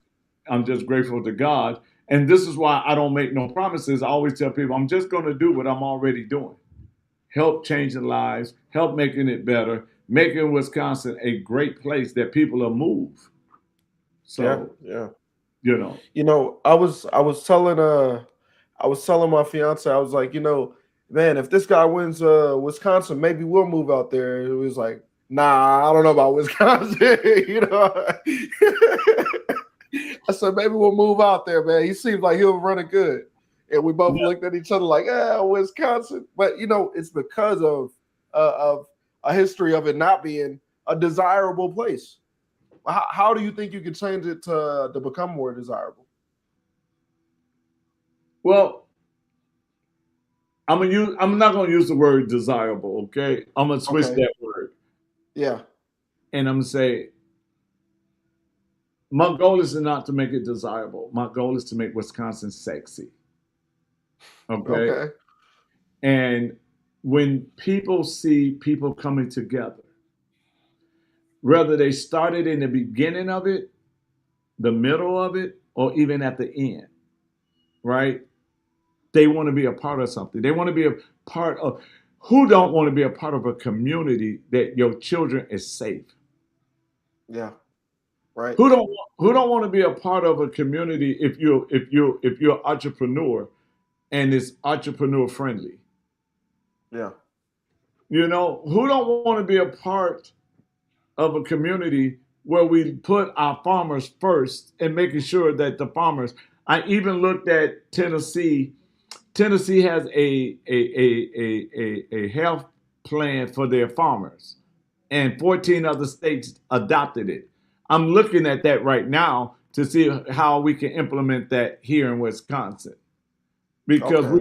we got to make sure our farmers are taken care of as well. You see what I'm Definitely. saying? Yeah. So um, I would rather live in a state where the people are coming together, where the people are, they got a mind to work, they're rolling up their sleeves, they're settling down, they putting the 20% down that they don't agree with and picking up that 80% and working together. Right. Right. Right. Right. Right? Definitely. And so, because that's what's keeping us apart, 20%. Right. 80% we agree on. 80% we can work with that.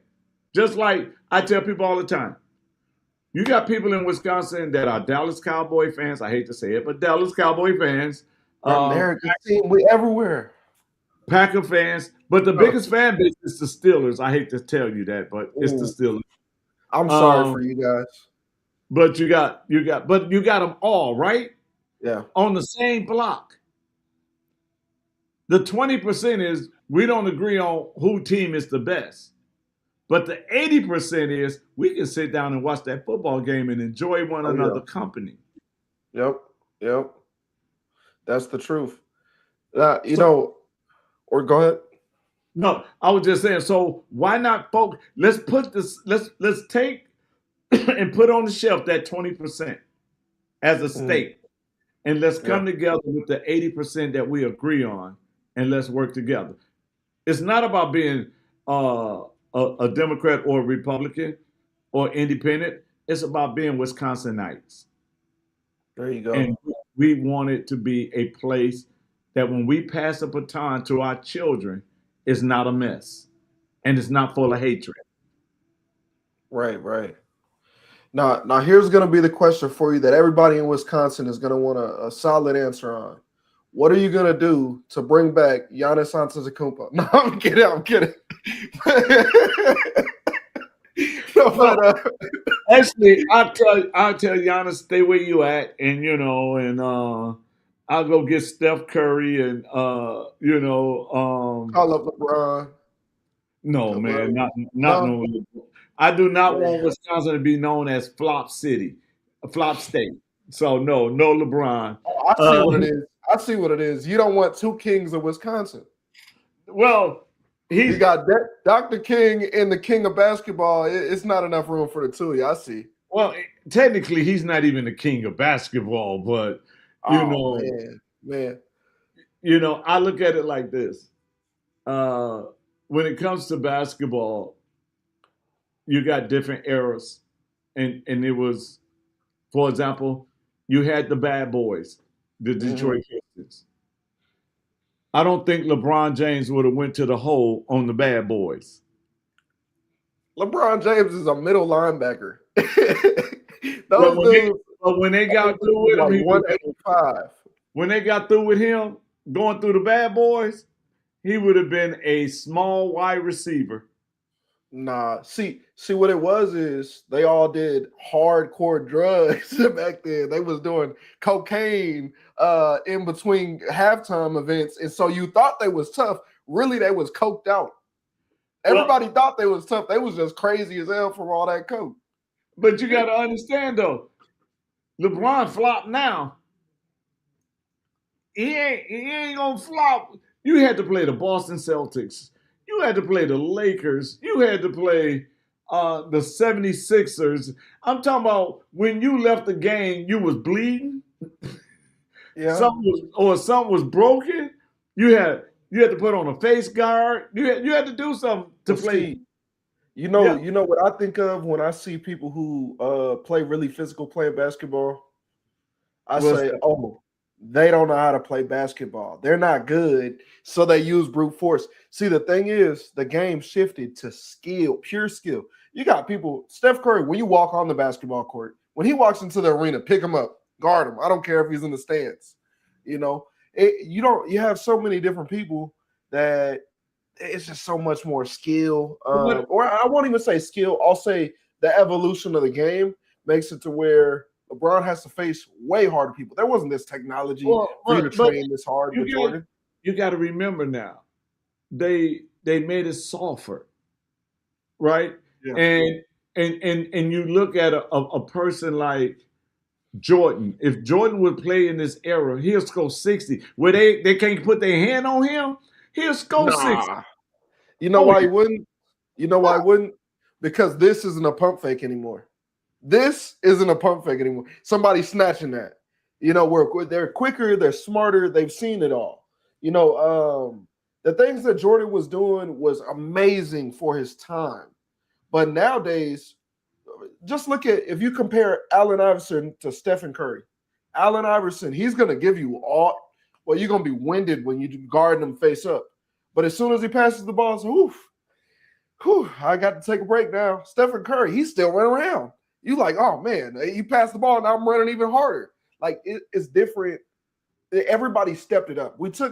It's kind of like anything. You know, you take what there was, you learn their game, you perfect it, and then you add your own style on top of that. Well, I mean, that's just like football, right? Yeah. You had a Roger Staubach that had to play against a Mean Joe Green. And mind you, there was no roughing the passer back then. Right.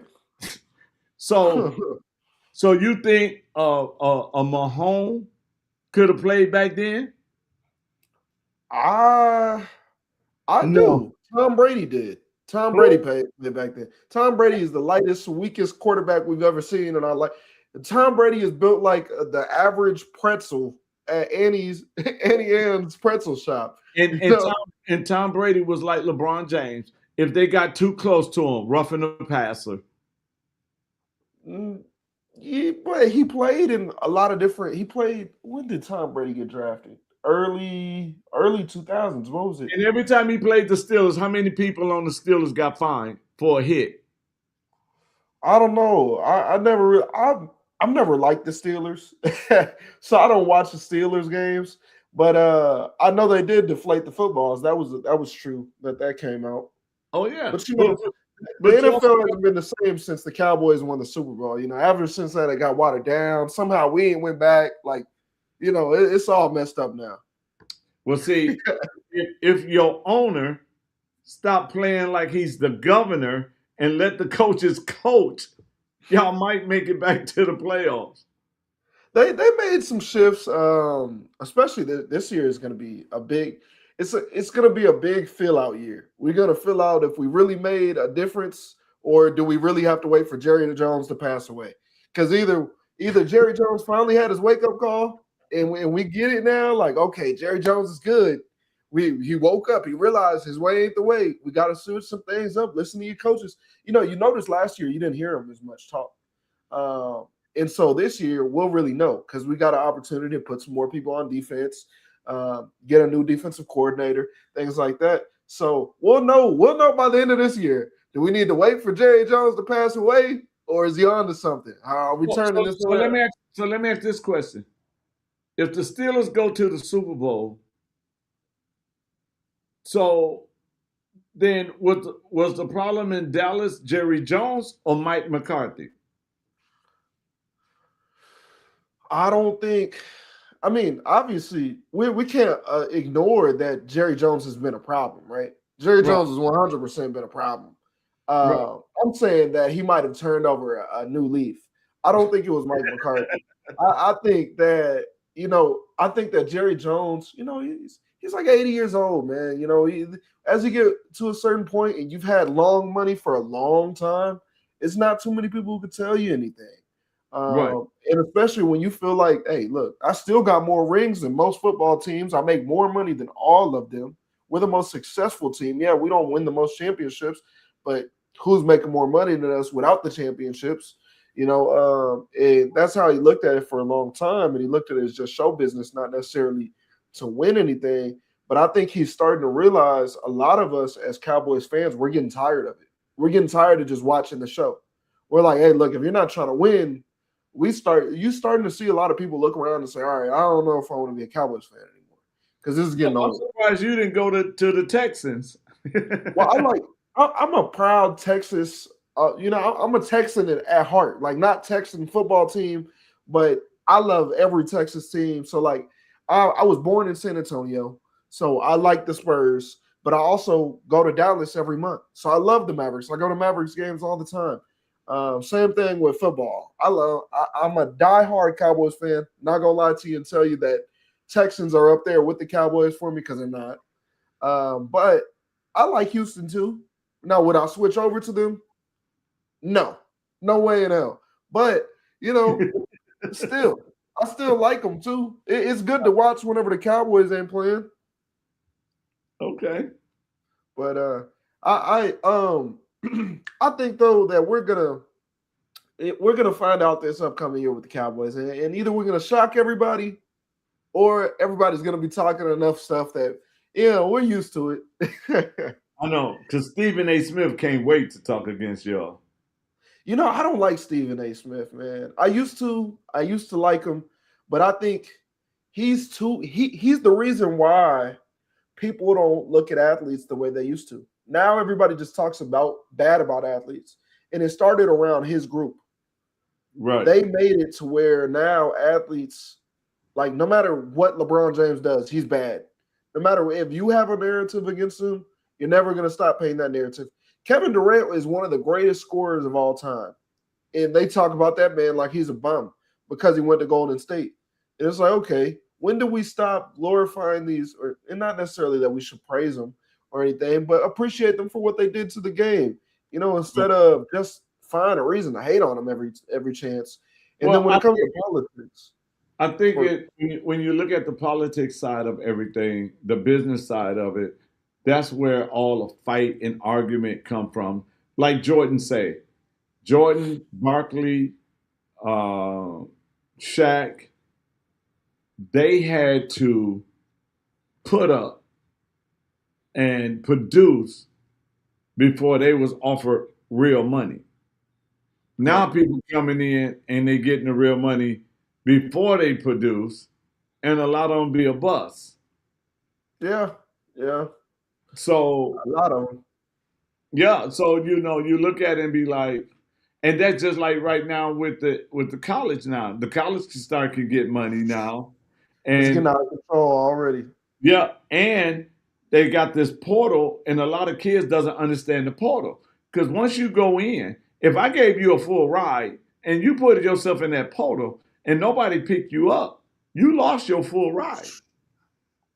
Man, I didn't even know that. I never been in NIL sports, but that's something I don't pay attention to college at all.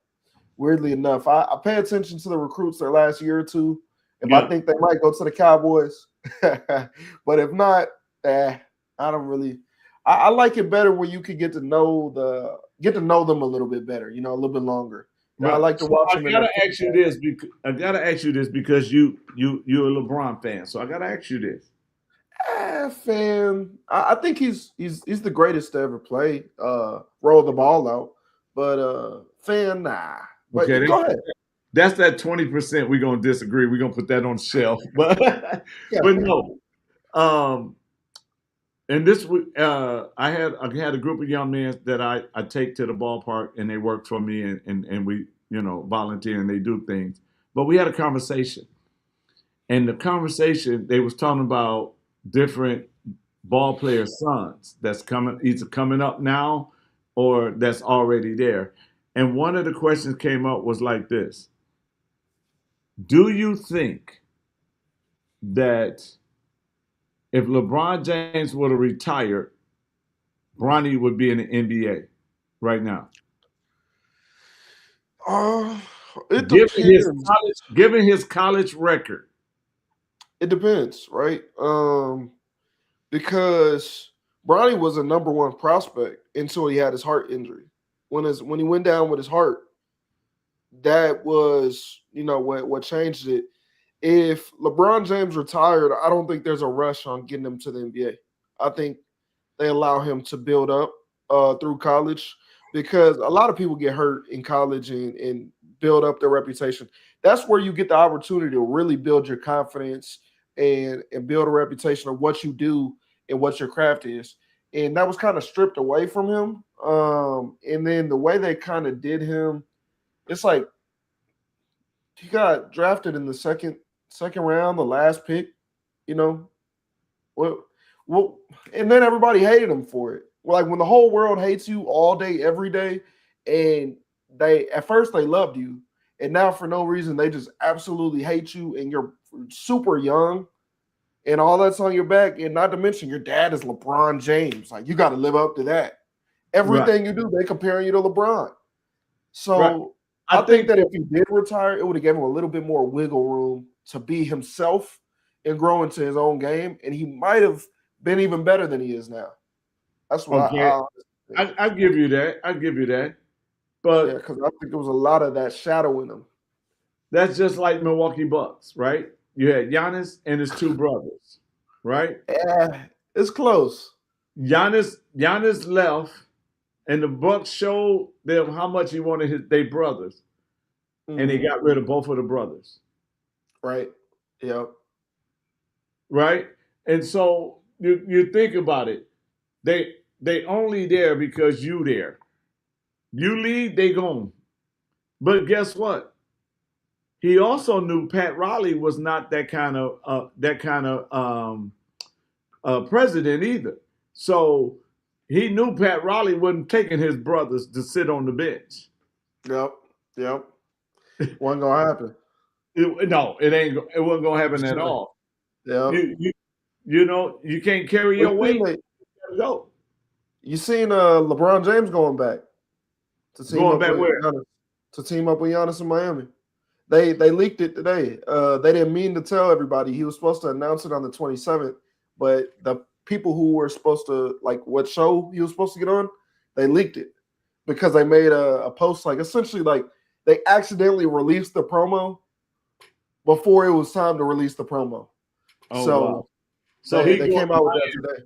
Mm-hmm. Yep, going to Miami, back home. Well, his second home, back to Miami. I think that's a good place for him to retire. No, he needs to go home now. He needs to retire now. I think. I don't know. Why not? Why not stay around if you still got something to give to the game? No, I like to see him play. Here's the thing about it. You and I cannot take a day off from our job. Mm-hmm. This man get paid millions and you taking days off? Kobe never took a day off unless he was totally injured that he couldn't work. When is he taking? You mean, so the way they do it now is not the same as they did it before. A lot of times when they take days off, these teams, the reason why they make it to their 40s now, right? Like Steph Curry is 39 years old. All the players are old now, right? All the superstars from 10 years ago are still the same superstars, but they're 35 plus.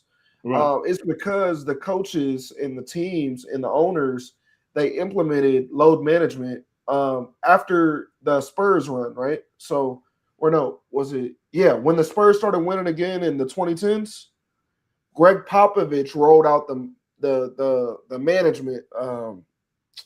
What do they call it? I just said the word. I don't know why I can't think of it. Load management. He rolled that out. The whole league adopted it. So once they adopted it, because they was able to see, remember Tim Duncan played till he was 39 years old, and he was playing really good. And after that, everybody else wanted to do it. They adopted it. They made that part of the league. That's why everybody takes more games off, even the players who don't want to. That you have players all the time who say, like for example, Joel Embiid. He was supposed to get the MVP. He missed it by 2 days because they made him load manage. Well, guess what? When you don't get the MVP, you don't get to get more money on your check next year. When you don't get these accolades, you don't. So they changed the rules as well to where you have to play 65 games or more to be able to get any accolade. But then what they do is they limit how many games you can play because they want to, one, not pay you as much, and two, Right. they want you to play on our team for 10 years instead of 3, and then you're injured, and then we got to go get somebody else in the draft to replace you. They want you to be here for 10, 15. So he didn't really, maybe some of them he took off, but I think as the league as a whole is going that way versus they couldn't do that before. And they didn't need to because, like I said, they were all drugged up. They didn't even feel anything. Injury. All I know is this. The day that they take off, they should refund some of these people their money back. Yeah. Because these people pay that money to see them, and now they're not playing. Right. If it was me, I'd have been hollering, give me my money. Because I paid to see LeBron, and he's not paying. Give me my money. Yep. And that's what a lot of people say now too, and that's kind of been what a lot of people, even like Stephen A. He said that before too, because he's one of the main people who talks about how they're forced to load manage, right? And he was saying the same thing. And I remember Kobe Bryant's last season. I went to a Spurs game because the Lakers was coming to Texas. I gotta go, right? Kobe Bryant was my favorite player ever. So you had to see the GOAT, didn't you? Hey, I would say Kobe is. If I had to say Michael Jordan or Kobe, I'll put Kobe over Michael Jordan too. Really? Me personally, I would. I think the challenges Kobe Bryant had to go through is nothing like what Jordan had to go through. He was good and everybody loved him for being good. Kobe Bryant didn't get the love until 24. He didn't get love as 8. He didn't get love as number 8. Once he turned to 24, he started getting love towards the back end of his career when Shaq left. Jordan, he didn't even go to the playoffs his first 4 years or first 6 years. And then when he went, he won, but he had Scottie Pippen, Dennis Rodman, the whole squad, right? Nobody mentioned that once. But they just said Jordan. Steve Kerr hit the game winner 3. Jordan. LeBron James passed it to J.R. Smith in the corner to hit the 3. Oh, you're a bum. You had to pass it over to Ray Allen to hit the game winner to win. You didn't win. Ray Allen won. Like the same thing with Kobe Bryant. He had to face all the scrutiny the whole time. And not to mention, everything else that happened in his personal life that he went against, that he found out that he wasn't actually guilty of doing that. They didn't treat him. Jordan had it the easiest. Out of all the people in the GOAT conversation, Jordan had it the easiest because the media was designed to love him. It's kind of like in politics, right? Obama, they were designed to love him. The media was designed to love him. Right now, the media is designed to hate Trump. Right. And I'm not saying that either one is the same or GOAT status of presidents, right? But it's two different things. You had it way easier. So your standards were set way lower because everybody loved you. Right. If everybody was against me and I come in and still get 4 rings and I still get told that people didn't walk past a trash can and throw trash away without saying my name. Kobe, that was the thing. You throw some trash. Kobe, You do anything. Kobe was the face of basketball for like 15 years. And a lot of people misunderstood Kobe because of his work ethics. Yeah. They did not understand. And Kobe was, and like Kobe had, they showed it. Kobe was mentioning, no, I'm not passing my teammate the ball. Because if the way you practice is the way you're going to play on the court. Yeah. Yep. Yep. And you come to practice 10 minutes before practice start and leave right after practice over. Oh, no, I'm not Mhm. passing you the ball. Yep. Yep. You That's the know, truth. but, I think that, our work ethics, and not just in sports, but even in politics, uh, I'm not I'm not coming into politics to be liked. I'm coming to get a job done. Definitely. Not Definitely. not be the one that, oh, we all love him. No, they're gonna be like, that man is crazy, but I love the results of his craziness. Yes, sir. You You know, know, and I think that's what we have to look at. Do we want to be liked or do we want to be right? definitely. Definitely. And that brings me, I know we just got a little off topic talking I sports. know. I was a fun conversation too. But that I do we've been on here for a minute. I gotta get the kids situated. So I want to go ahead and close this up real quick. I want to ask one more following question for you though. So imagine, you win when you win. And 5 years from now, what do you see Wisconsin looking like after a successful term as governor? Wow. You would throw that one, wouldn't you? I see businesses coming back into Wisconsin. I see um, that our education system is top notch. I see um, judges really doing their job instead of slapping them on the hand so they can go back out in the streets and kill someone. Um, I see young leadership beginning to rise up and be bold, and saying, okay, we can take it from here. Because I'm not planning on being governor until I'm almost 80 years old. I'm going to enjoy my life. I'm going to continue to enjoy ministry. I just want to be. My legacy is he came to plug the holes. He came to stop the waste. He came to bring hope. He came to empower us. He came to change the education system. He came to make sure Wisconsin is safe.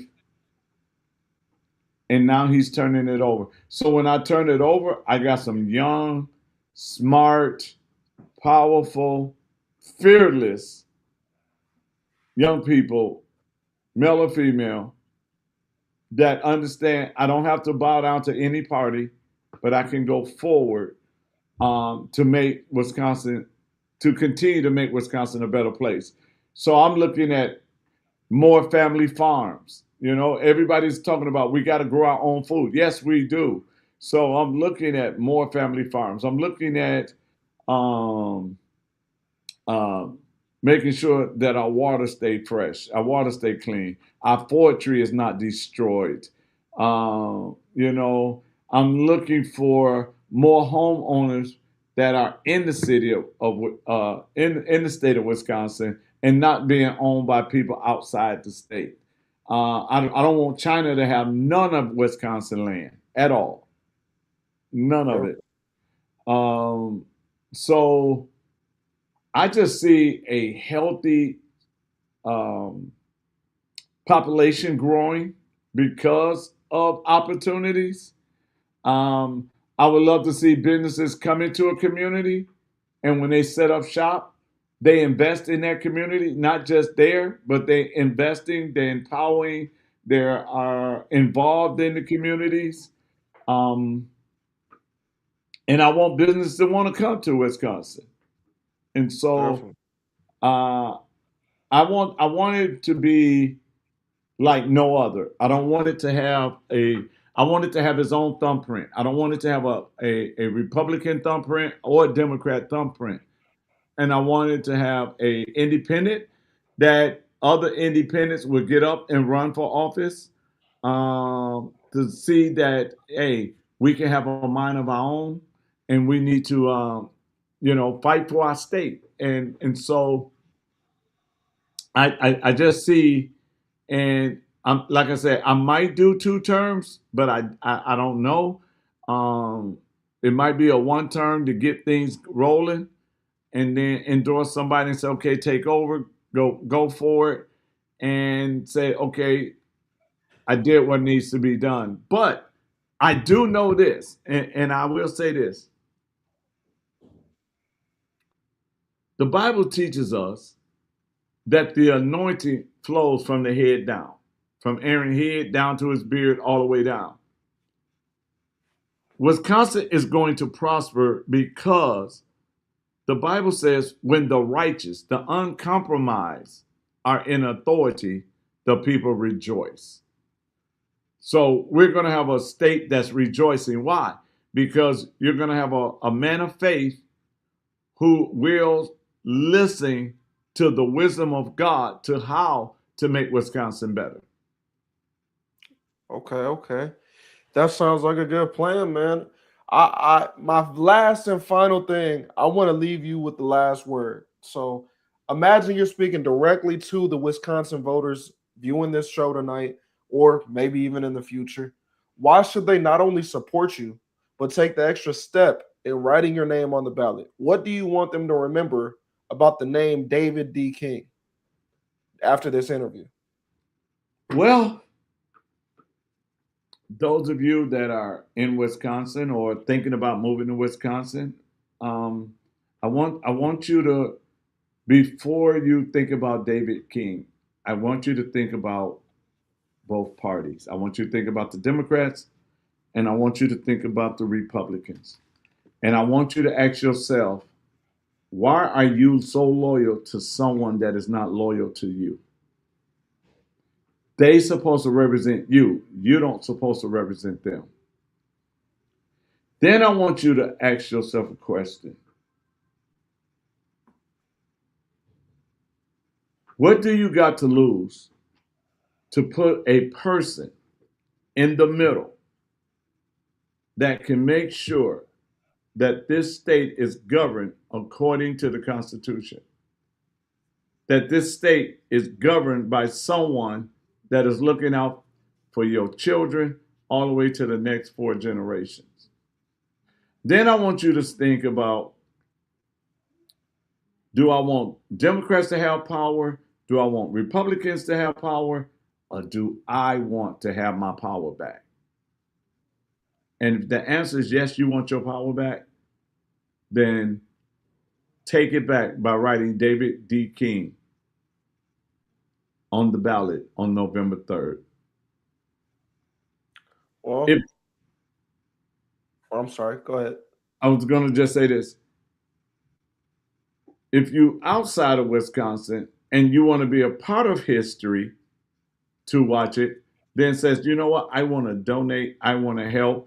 If you are a podcaster and you say, I want to interview him, then whatever it takes, let's show mainstream media that they are not the one in charge, but we the people are in charge.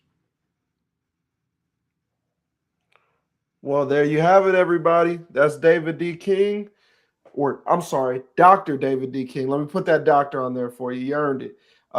If you guys want to show your support, he just lets you know how. If I was in Wisconsin, he would definitely have my vote, but I'm not in Wisconsin. If you come to Texas and run, trust me, you'll have my vote. But thank you guys all for tuning in to the show, dropping your comments and your thoughts, hearing what Mr. David had to say here, Dr. David had to say here, and really being able to hear his side of exactly what is important to Wisconsin and what needs to change and how you can improve Wisconsin. I appreciate everybody tuning into the show.